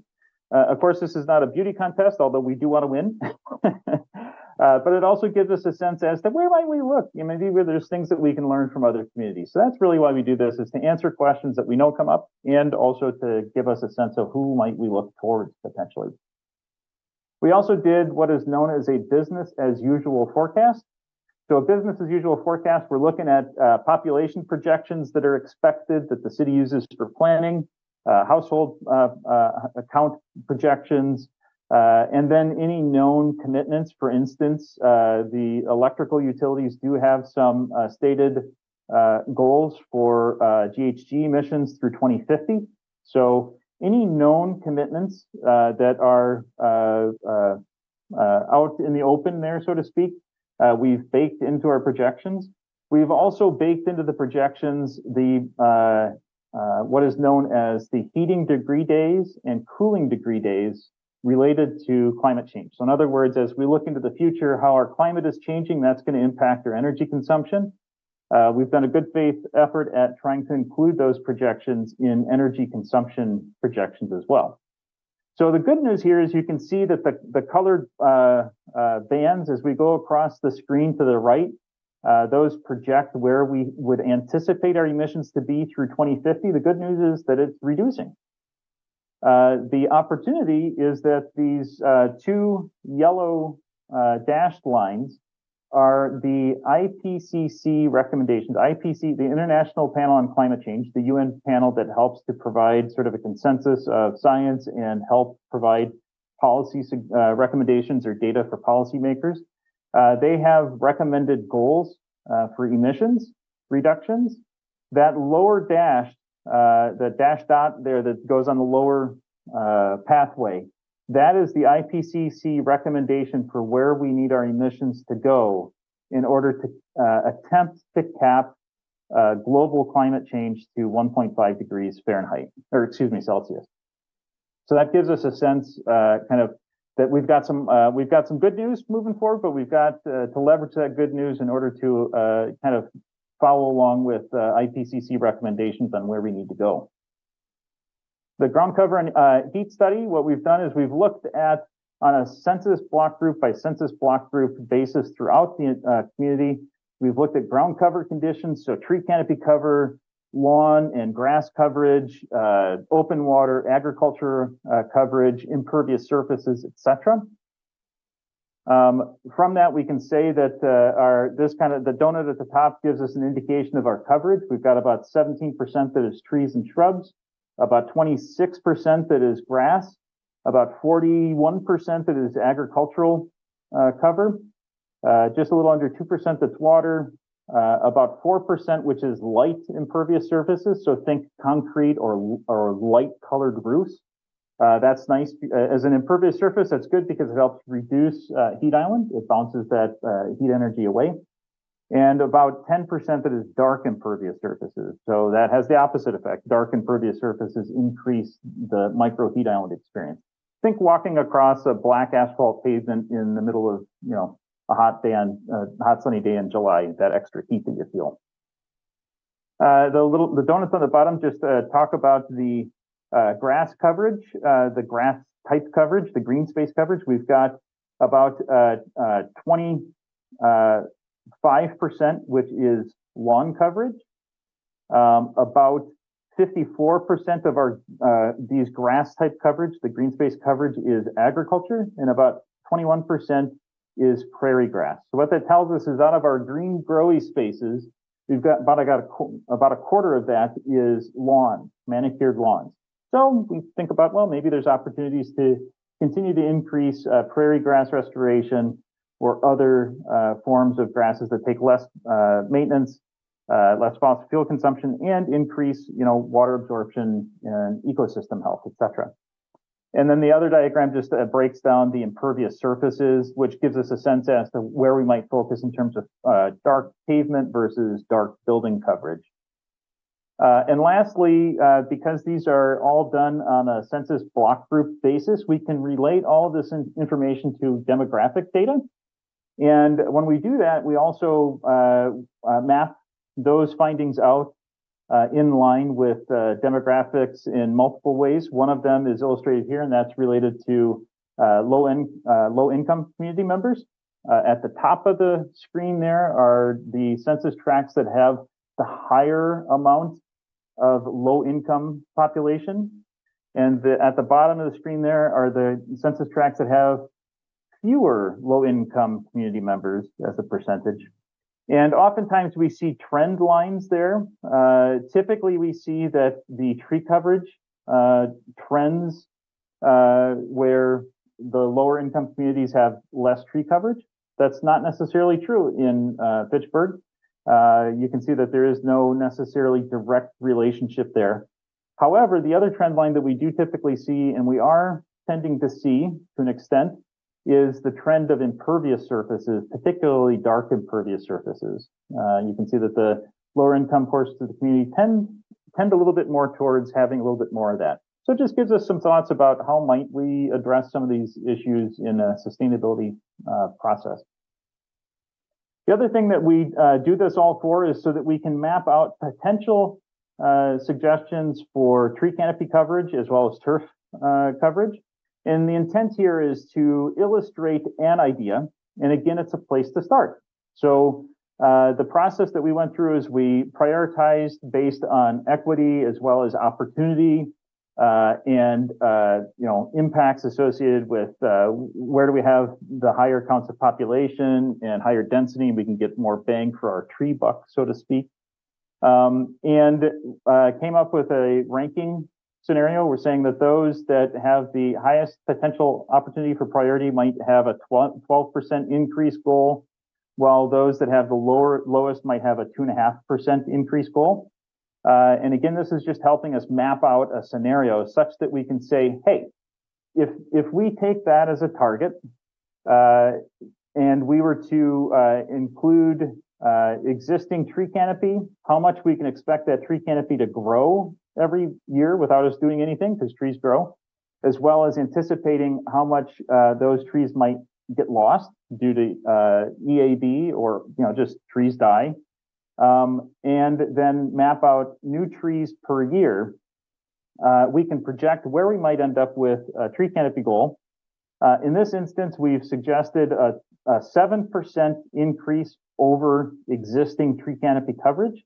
That equates to about, I think it's 1.5, 1.6% in terms of actual total community land coverage. But remember, about half of our land is agricultural land. So, but it's a 7% increase over the existing tree canopy. For that as a starter, in order to achieve that, we'd be looking at roughly 1,200 new trees that we would need to plant every year in order to achieve that goal. So again, the point here is we've just mapped out if we were to increase trees, where might we want to focus those increased trees based on bang for buck, equity, and opportunity, and how many trees might we need in order to achieve a specific goal. We can all decide together whether that goal wants to be another number, and then we can just simply adjust the number of trees accordingly. So if somebody says, hey, we want to double that, how many trees do we need to plant? Well, we can tell you it might need to be about 2,400 trees a year in order to kind of aim towards that. So that's the intent for that projection. We also did a renewable energy potential study. Again, this is very similar. We're just trying to map out a potential, understanding what might be possible in the community. We look at rooftop throughout the community, project how much that rooftop might be able to generate. We also look at potential absorption rate. Just because I can put solar in my house or business doesn't mean I'm going to. So how might we anticipate what kind of absorptions might look like based on projections for the state and so forth. We also looked at potentials for ground mounted and what is known as carport, which is putting solar over, say, parking lots. And from that can project out, hey, here's a potential projected renewable energy target for distributed renewable energy. And it would hit roughly 13% of the city's current electric consumption. And from that, mapping out kind of how much rooftop coverage that needs to cover, how many buildings that equates to, how many acres of ground mount, et cetera. And again, the intent here is just to relate a potential goal with what that might take to get there, so that as we all discuss a potential goal, we can kind of help equate what it will take to get to whatever that goal ultimately becomes. We also looked at plasma gasification, which is a no-emission waste to energy. A lot of people think of it as incineration. It is not incineration. We're actually, I'll explain it as a stupid architect because that's the way I explain things sometimes. It's basically a phase change where you apply heat, do not allow the emissions to leave the containment. It gets to some, 4,000 or 5,000 degrees temperature. And the end product is that it phase changes. You end up with two products, one which is an inert solid and or biochar, depending on what you use as a fuel stock, and a liquid or gaseous product, synth gas, which can be used for creation of electricity, or it can be used to create hydrogen, which can be used as a fuel. Think, rather than diesel, using hydrogen. It could also be used to create renewable diesel, or it can be used to create ammonia. And once we create ammonia with it, we can use that ammonia either to power other fuel cells, or we can use it to create fertilizer. So using our waste stock, we've just mapped out, if we use the city of Fitchburg's current landfill waste, kind of how much of those products we might be able to produce through something like a gasification. So that we're just illustrating, here's a potential. We're just putting it out there for discussion purposes or exploration purposes. So all this went into the baseline assessment goal recommendations. We've got a little bit of an overview that's organized in sectors of transportation and land use, buildings and energy, waste management, water and wastewater. local food and agriculture, green space and ecosystems, health and safety, and sustainable economy. And so for each of those goals, each of those sectors, we provide an overview, kind of like why would we talk about this sector when it comes to sustainability, and then data, charts, or other summary of information that we have discovered through this process. And then summarizing, first of all, we've identified wherever there are relative lead for cities goals, we've included those just as a reflection on one standard for sustainability. And then we've put forth starter potential goals for each sector. And again, the intent here is not to say these are the things that you must do. This intent is us saying, well, if we were doing it all by ourselves, in a vacuum, this is probably where we would aim towards. But what we really are trying to do is to provide a starting point for a team to give them some things that they can, consider and, throw darts at and use as a jump off point for a discussion around what do we really want? What is the best thing for Fitchburg? For those sectors that have greenhouse gas emission reduction potential, we've also illustrated the reductions that we can model would come about through the successful implementation of these strategies.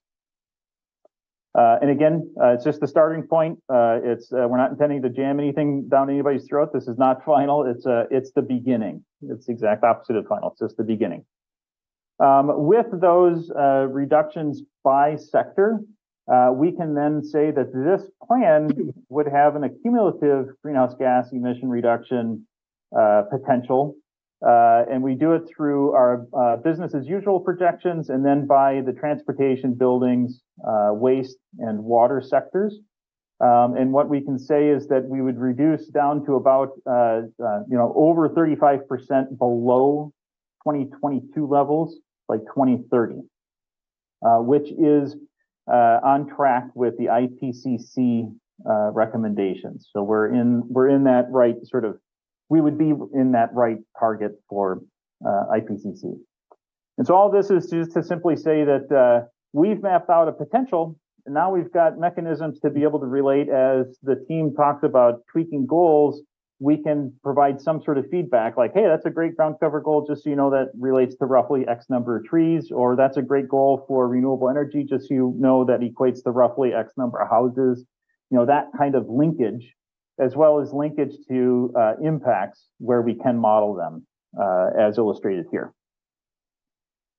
And so with that, I think I didn't go quite as fast as I wanted. I'm sorry about that. But where we're going from here is we'll be facilitating community presentation meetings for input. And we have the community input survey up and going. We're at, I think we were at 377 respondents as of this evening. And that's going to be up and going and active. And we're definitely hoping to get as many takers on that as possible. This website here, this Pale Blue Dot Period LLC, Fitchburg-sustainability is where the survey can be found. And all of our baseline documents can be found there as well. We will be convening the sustainability planning team. And we've got right now the submission available for folks that are interested in participating in that planning team. And Phil and I will be coordinating to kind of call that to an end at the right timing and then sort of convening a full team that will include, of course, staff and others, as well as volunteers that have stepped forward with interest. And we'll be anticipating having a draft plan to share with community in around May, June of next year. Great. Thank you, Ted. Any discussion from the commissioners? Diane? We have Fitchburg has a greenhouse gas inventory that goes back to 2002. Would that be beneficial to include in your analysis? Yeah, I'm not sure if I've seen. I don't think I've seen that, and I would love to see it. And we could definitely include it depending on what we find in it, if the methodology appears to be similar, we can add it to our chart. If not, we can definitely include it as an appendix and make sure that it's a part of kind of the background information. So yeah, that'd be great. Then I'm wondering, in your greenhouse gas calculations, Fitchburg doesn't, the public transportation that we use is based in Madison. The airport is a Dane County airport. The landfill for waste is also not in Fitchburg. How did you factor in, or not? Did you just not include those? So we included, so public transit we include in terms of understanding the calculated percentage of folks that are using public transit, but the generation of emissions are actually based on vehicle miles traveled. So it's all kind of in there. So whether I'm a bus driving down the road or I'm a personal vehicle driving down the road, it's captured in the vehicle miles traveled. And then from there, we're applying a mixed miles per gallon projection from the U.S. Highway Administration. They put one out every year. And so from that, we can say that on average, X number of those miles are driven by buses, by trucks, by vehicle, lightweight trucks, pickup trucks, et cetera. And all of those have mileage associated with it. And so we can come up with a blended fuel emission rate. And so we apply that to the VMT. So in terms of the emissions, we don't need to know how many miles were necessarily driven by the buses themselves, because it's in the data that we've got. The wastewater and water, and I'm sorry, also you mentioned airport solid waste. Yeah, for the solid waste, I'll deal with the solid waste. For the solid waste, we do have numbers for solid waste collected in the community. And although that waste might be occurring somewhere else, it's leaving Fitchburg and living someplace else. The recommended methodology for GHG emissions calculation for a community is that you own it. If I create the waste, I own it. Even if it lives somewhere else, it's waste that I'm generating, therefore I should be accounting for it. It ends up being in what's known as a scope 3. So it's because it's somebody else is taking it on my behalf. So we do include it. And then the airport, air travel is not included. If the city runs an airport, we will usually include air travel, because we can get at least good information about how much jet fuel and avgas comes out of that community. But when we don't run our own airport, it ends up being a little bit gamey to try to use it. And so in this instance, we are suggesting that we don't. It's just too uncertain what the fair share of Fitchburg's airport usage would be. There's just not usually good data sets to say, what percentage of that is appropriate. So we have not included that. I have two other quick questions. How did you get the breakdown between dark and light buildings? I think you might have explained that and I missed it. Yeah, I didn't really explain it too well. I just said that we did it. So what we do is we use a what is known as a guided classification system. So we're using satellite aerial imagery and a GIS program that goes through what is known as a guided classification. So that means you have a human working with this program to identify different spatial, spatial views, and identifying whether points are impervious surface, whatever kind of ground cover condition, trees, grass, impervious surfaces, and then visually if they are on the lighter spectrum or on the darker spectrum. And so in terms of the land cover itself, the program's capable of telling you the level of accuracy, plus or minus. And when we do it, in our proposal, we always talk about doing it at 2% or less. And in this instance, I think we achieved everything under a 1%, plus or minus under 1% accuracy. And then when it comes to the light or dark impervious, it's a little bit more, there is no strong mechanized way of doing it. So it ends up being a little bit more of human judgment. So that's a little bit fuzzier, but it's pretty good. And we also use cues as we're doing those reviews. If it looks like concrete, we know that it's going to function more like a lighter surface. If it looks like asphalt, even sometimes asphalt can look light. We know that asphalt will act like a dark impervious surface usually. So that one's got a little bit more human interface to it. Okay. My last question is, you said that we need to increase trees, I think, by 7%. Excuse me. Do you factor in, like we have some areas that haven't been developed yet and developers may cut down trees? Yeah, and I will just sort of reiterate too that we've put out a potential goal. It's certainly for the planning team and the city to decide if our 7% increase over existing tree canopy is the goal that you want to embrace, or if you want another goal. We've picked that because for a number of reasons. We look at what space is available. So in other words, if it's agriculture, we're not saying you can put trees there. We're assuming that you want to keep your agriculture. We're not going to say somebody should plant their farm with trees. We're also assuming you're not going to put trees on a building or other places like that. So really what we're looking at is grass area. If I'm mowing stuff, I can probably put a tree there. So we're looking at land that could be reasonably forested or trees added to it. In terms of potential future development, we're not necessarily taking that into account because we do have some projected tree loss.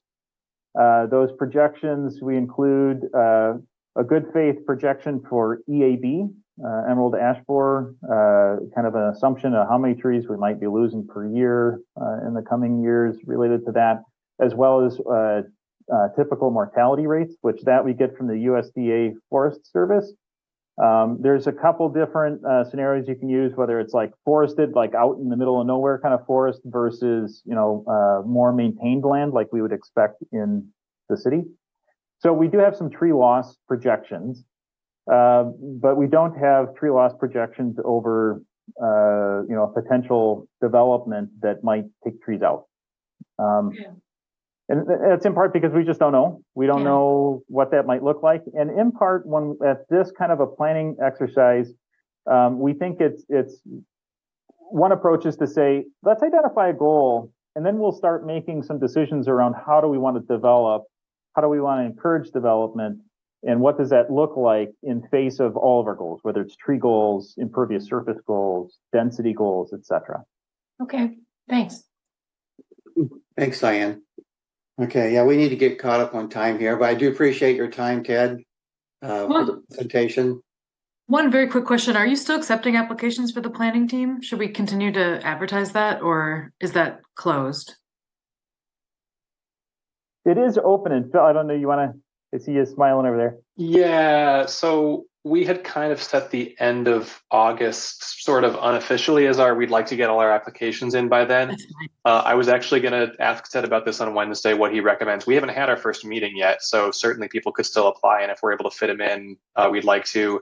I'll need to kind of hear about how it's gone for other communities, if they've ever introduced people into the planning team partway through, or if you'd like to have everybody there for the initial meeting. So that's kind of the cutoff date, is make sure that people can be there from the outset.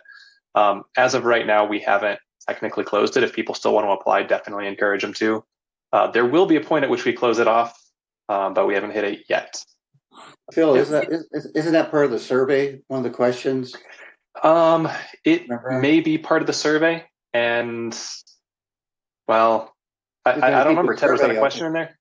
It's linked so that Okay. I think in the description of the survey it says something to the effect like, if you're interested in being on the planning team, click here, and then it directs you to the planning team. So when we do shut down the planning team application, that can then send us a new note that says, sorry, the planning team application has been closed, sort of a thing. I've also been seeing the ads, so Me I too. appreciate that we've been doing that. So I think Yeah, that's that was I've been too. a great tip from Ted. Those have been very successful. I still want to get us to 1,000 survey responses, but we've topped 1% of the city's population, so that's a good start. I'll get my wife to do it tonight. So There we go. Yeah, me too. I know mine's been talking about it, and she's been pretty busy. So, all right. Well, thank you again, Ted and Phil.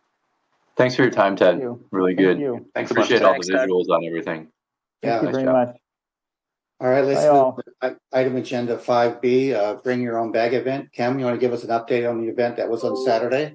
Yes, I will try to be quick so we can move on to our other items, but I want to thank Phil for helping to get materials together, Diane for arranging for the trifold, and Ben, who was my partner at the event, and brought some additional materials that we were able to hand out.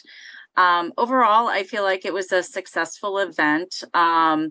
We talked to probably about 50 people who brought their own bags. And so we rewarded them with a coupon from Dairy Queen, and talked to them about the importance of using reusable bags. And then we were able to kind of talk to them about recycling in Fitchburg, and Ben had recycling guides. We had materials on other uses for plastic bags and how to reduce your consumption of plastic bags. And we also talked to them about the upcoming recycling event we've got next weekend. A lot of people were still not aware of it, which, I know we do a lot advertising around that, but it was good to talk to people who were very excited to hear about it, and we're planning to show up next weekend. I think overall, having a little bit more time to organize the event and do some more outreach would have helped. It was a challenge getting the store to okay the event, and then I lost my contact at Dairy Queen, and the new owner or manager was not willing to give away anything for free, so I really had to work with him to at least get something. But overall, people didn't really like the coupon. Wasn't a big draw at all. There were a lot of people who turned it down, but they were excited when we were telling them we were rewarding them for using reusable bags. And most people would stop over and talk with us. And there were quite a few people who had bags in their cars who went back and got their bags. So, which we've encountered before when we've done these events. So overall, I feel like it went well. And we talked to a lot of people and got the word out. And I think with more time, we could do a better job of just kind of getting the word out to the community. Great. Thank you, Kim. Yeah. I noticed that that didn't make it into the star calendar, the printed star calendar, and this weekend's recycling event didn't make it in. And I know getting things on in the printed star calendar on their calendar is a separate process from like submitting our articles, and it has to be done individually. So maybe going forward, that's something to include on our checklist. Yeah, certainly for that. I know we have that on checklists for various events, but it's been just the uncertainty about where things stand with the Fitchburg Stars made it a little tough this summer. Well, it doesn't need to be in the city page. I mean, they have a calendar.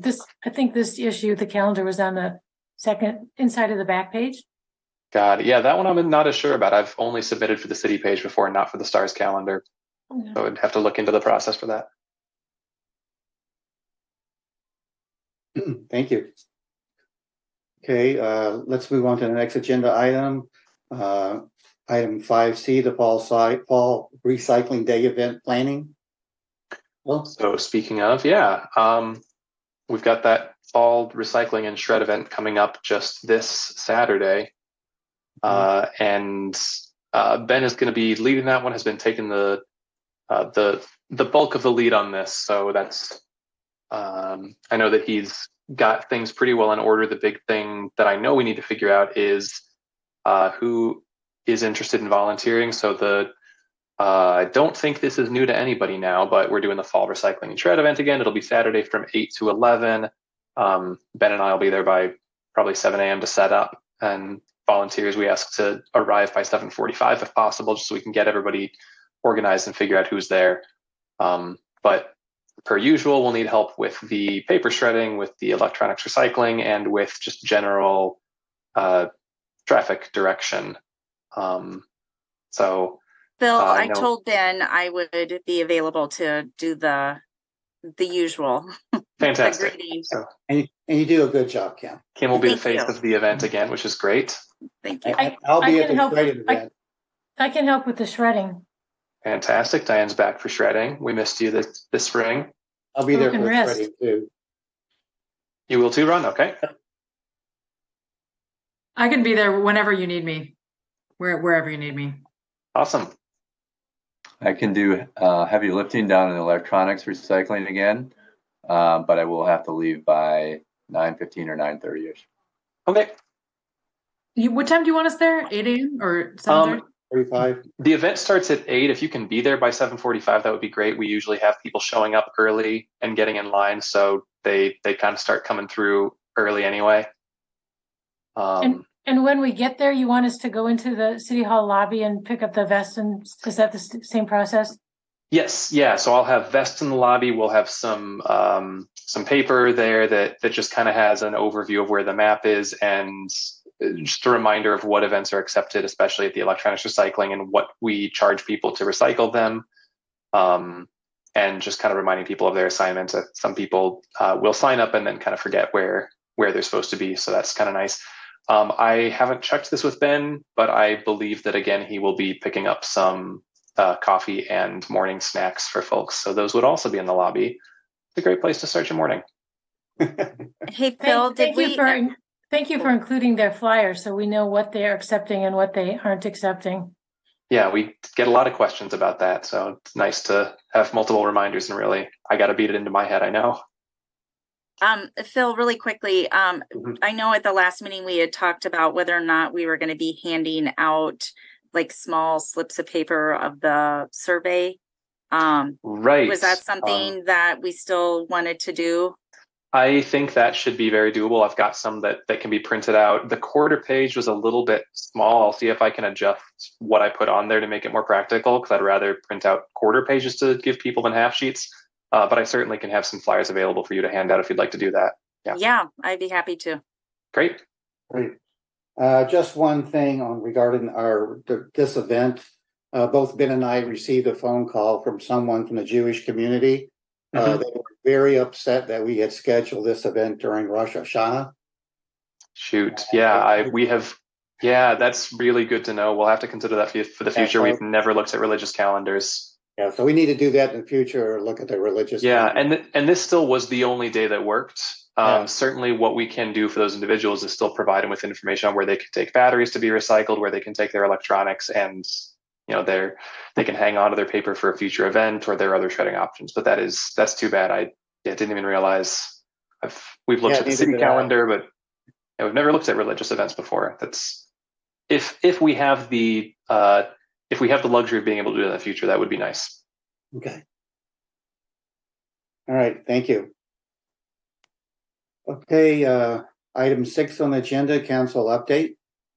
Gabriella? Yes. So quite a bit today. So first, going way back, the tree protection ordinance did pass as amended by Plan Commission.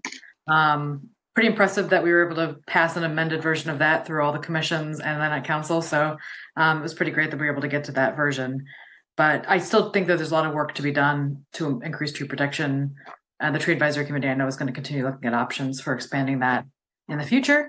And then I did email all of you, but as you know, the Groundswell Conservancy, that well ordinance that they needed in order to build their well, that did pass. There was some difference of opinions within the different commissions. Everyone had amended it slightly differently, so we came together and we ended up making it a little more flexible before we remove some of the references to what type of agricultural products they had to be producing, and then also removed the 10 acres. So as long as it's zoned agriculture, it doesn't matter how big the size of the lot is. So it kind of creates some flexibility for other properties.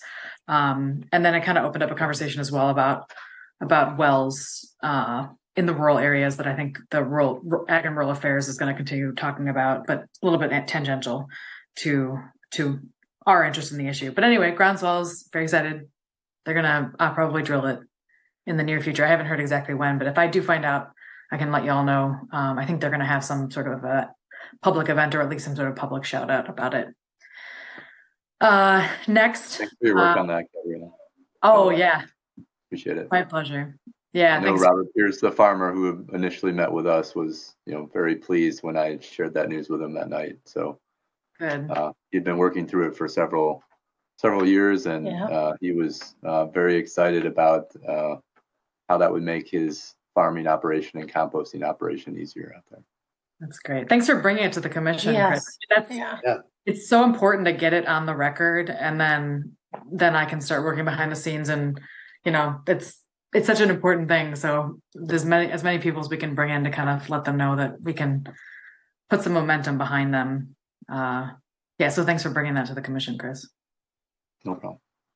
All right, a couple of things. We have 2 electric vehicles officially in the city. We approved them a million years ago, but we finally got delivery of our 2 Ford F-150 Lightning trucks for, I think one is for the well utility, water utility, and one is for recreation department. And so they're using them, and I'm really excited to kind of hear a breakdown of it, but kind of an exciting time for the city. Our very, very first 2 electric vehicles. And they're work vehicles, which I think is kind of an interesting thing, that our first 2 were the trucks that are going to be kind of working trucks versus just kind of a small, small vehicle. So that's exciting. I did want to mention that we, back a couple months ago, we approved our 14023. It's a municipal agreement for carbon reduction projects. So we got 80% state funding. We fund 20% to convert 105 streetlights to LED. Oh, good. So that's moving forward. And then a couple of big overarching city things that I just wanted to flag for you that aren't directly RCC, but are big things in the city. We did some changes to our tax increment districts. We expanded one, and we actually created 2 new ones. So a lot happening with the tax incremental districts, which obviously do have a lot of implications for development. And then Baker Tilly, we hired them. They were a consulting firm that did an organizational staffing study for the city. And I believe we just did a news alert about it recently, but they kind of did an analysis of what our staffing needs are and how they will change over the next 10 years, and made recommendations about which staff they think we should hire based on the structure of the organization. It's really, really interesting study. If anyone wants to nerd out with me about city staffing, but it'll help with the budget discussions. And then to that end, I mean, one of the things that's revealing is that we're going to start facing some really tough budgets. The fact that we got that additional state aid through shared revenue this year through the budget, which was a huge win, that kind of made this budget will be tough, but it'll make it work. But because of the state levy limits that we face over the next year, 2 years, and then going forward, we're going to start hitting a point where we can't fund the government at the same level by choice. So we're actually having a lot of conversations in council about doing a referendum. So going to the voters and asking them to voluntarily raise the taxes to meet the same level of service that we've come to expect in Fitchburg. But we're just not growing at the same rate. And the tax increase that we're allowed to do is tied to the net new construction, and we can't grow at the same rate forever. So we're having a lot of conversations about that, mostly in the committee of our whole meetings, but big discussion in the city. So I thought I'd flag it. Hey, Gabrielle, is that Baker Tilly report available for us to look at? Yes, I believe it's on the city website. I think it's on the home page. I think there's a news alert. So I think there's like a news alert on the front page that links to it. Okay, thank you. Gabriella, on that state revenue, so then are all cities like Monona that's kind of landlocked, and Madison that really can't grow too far, they're also facing the same issue? It's happening all over the state. Yeah, it's one of the things that I wish we could all do a little bit, that it's something that all people that run state governments are so aware of, but it's not really great public knowledge. So basically the state limits us from being able to make our own choices about taxes, and it's tied completely to growth. So there's sort of, in my opinion, sort of a perverse incentive to grow, because you can't keep up with the needs of the city if you're not consistently growing. Fitchburg's been in this interesting position where we've been growing fast. So we've basically been growing at the rate of inflation or even slightly higher. So our taxes have been able to keep up, but in other communities, they can't keep up. And so that's why you've seen referendums on your ballot about school districts. Yeah. Same situation where school districts they just are not allowed to charge taxes at the rate that they need to in order to fund services. The state could be giving us more aid to fill in the gap, but they don't. So then the only thing that's left to the cities or the municipalities to decide is either cut services or ask voters to fund through a referendum to fund the government. So it's this really strange position. We've not had to face it for a long time now, but communities all over the state face it and try to find workarounds and struggle in their own way. But every city in Wisconsin, every city, town, village, school district, everyone faces it. Thanks. Is that it? Great. Thanks, Gabriella. Okay, moving on to staff and commissioner updates. So Phil, are you covering the solid waste and stormwater? I am, but Okay. kind of just sort of reading through what Ben shared, folks who didn't get to those in the agenda packet. On the solid waste side, staff is compiling data and drafting an annual report for the annual responsible unit recycling grant. So just an annual task that Ben's going through right now. For stormwater, finalizing contracts preparing to kick off the Greenway Cross and Eggman Road stormwater project. Should be happening later this month. Also looking to record stormwater maintenance agreements with private properties that don't have them. So there's a description of why that's important in the packet, but there are private properties that don't have these agreements on file. So looking to get those taken care of. More.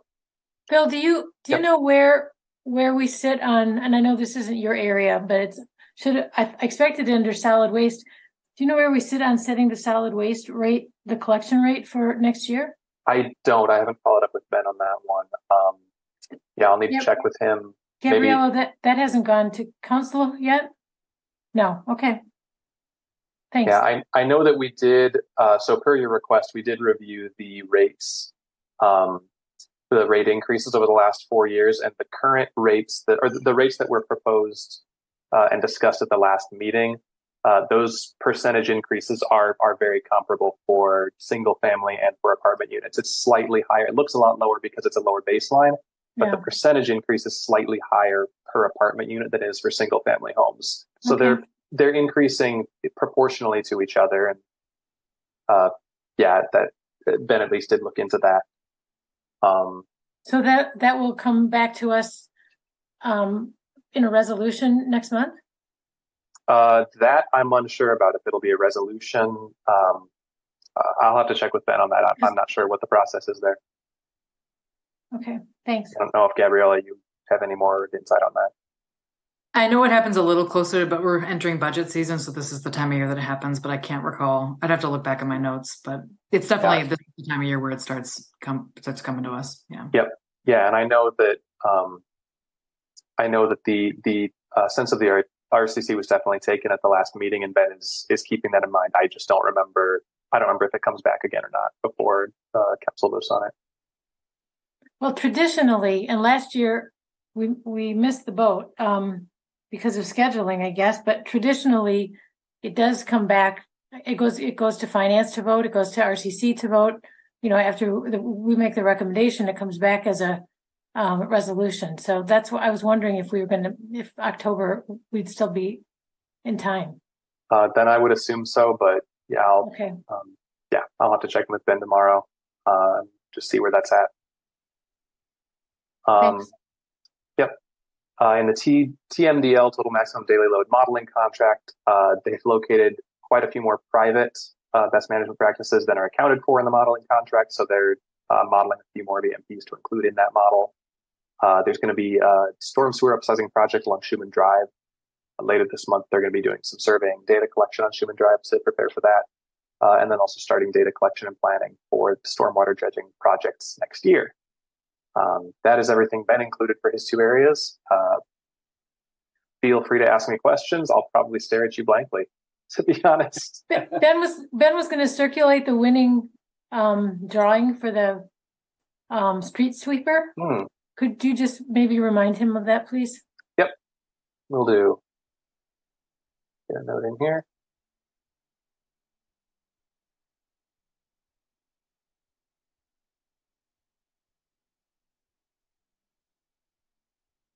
All right.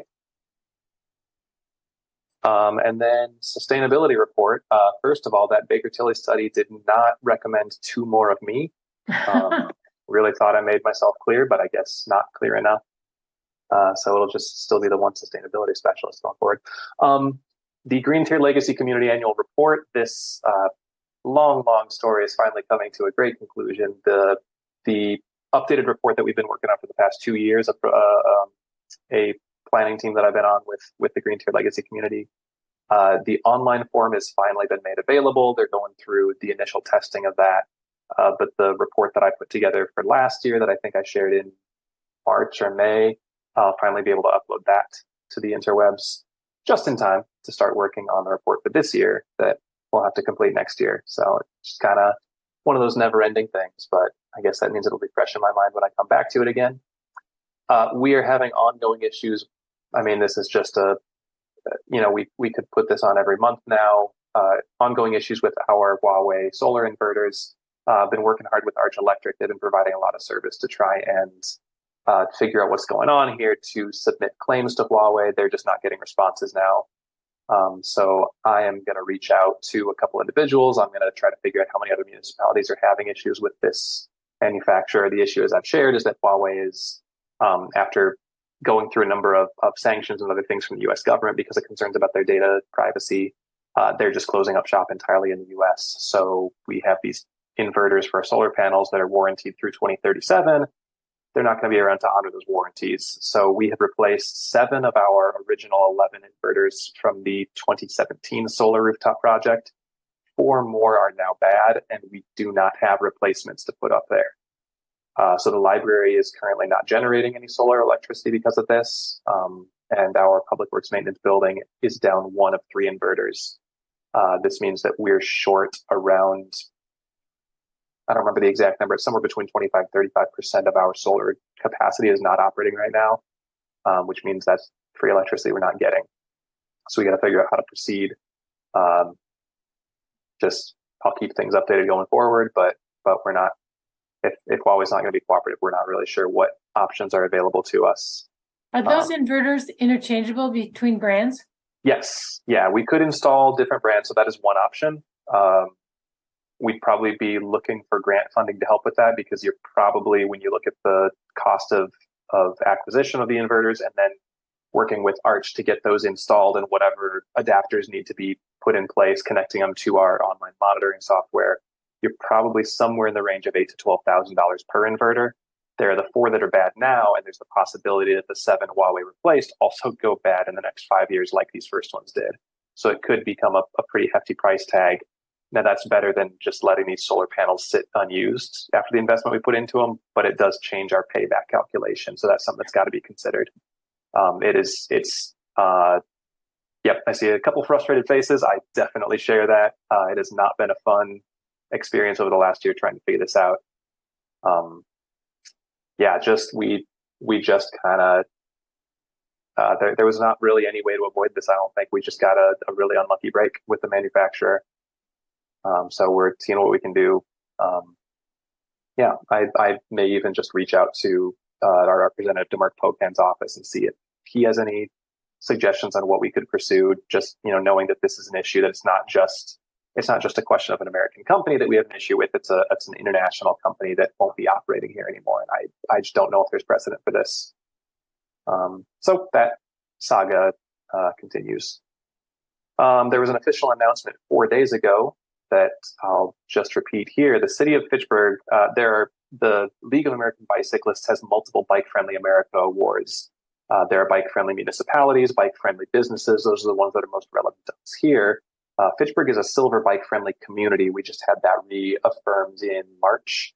But we also, for the first time in June, we applied to be a bike-friendly business, of which there are 13 others in Fitchburg already. The city of Fitchburg, as a municipal campus, our civic campus, is the 14th bike-friendly business in Fitchburg, which I think is top 20 in the country for cities number of bike-friendly businesses within a city. Certainly among the leaders in Wisconsin. But the civic campus was assigned gold level for our application. So that's pretty exciting. A silver community and a gold civic campus. Some more plaques to put up, which is great. Yeah, kind of keeps reaffirming that it is a really good place to bike. And if the civic campus is gold and the community is silver, that means we've got more work to do around the community. Also on the biking team, I already kind of mentioned this, but we're putting a lot of time into figuring out a contract with B-Cycle for our phase 2 expansion of the bike share system. B-Cycle has been out all summer, but we got a lot more sites that we want to include, and we just need to get a contract agreed to and then get council to approve the actual spending that is on the agenda for tomorrow night. We've had a couple of final back and forths about making sure the language is in a place everybody's comfortable with. So I suspect there may be a language amendment on the agenda tomorrow for this direct referral item, Gabriella. Hopefully no big surprises that make us delay it another 2 weeks, because we really want to start putting these in this fall. Bill, I just want to comment that I've seen a lot of people riding B-cycles in Fitchburg. So nice job. Yeah, me too. Thanks. I've seen a lot of them. Yeah, a lot of great anecdotal data. I'm hoping to get some quantitative data from B-Cycle as well soon. They'll give a more detailed report annually, but I'm hoping that I can at least get some raw numbers quarterly that I can use. I think that's really valuable for us to understand just generally what the ridership level is like, but also specifically which stations are being used and which are not, and try to figure out why that might be. If it means that we need more stations in a certain area to create better connectivity, or if we misjudged a spot and maybe it's just not as desirable a location. This is more data would be better. So yeah. Hopefully we'll have some actual numbers soon. And then finally, I sent this out over the weekend because this is an event happening tomorrow morning, and just telling you tonight isn't a lot of time. But Parks and Forestry staff are hosting a spongy moth info and field tour workshop tomorrow morning, 9 to 11 a.m. Starts at the library's meeting room, and will move on to Greenfield Park. Spongy moth is one of the top 100 most notorious, I guess, invasive species in the U.S. So this is a really good thing to be able to identify.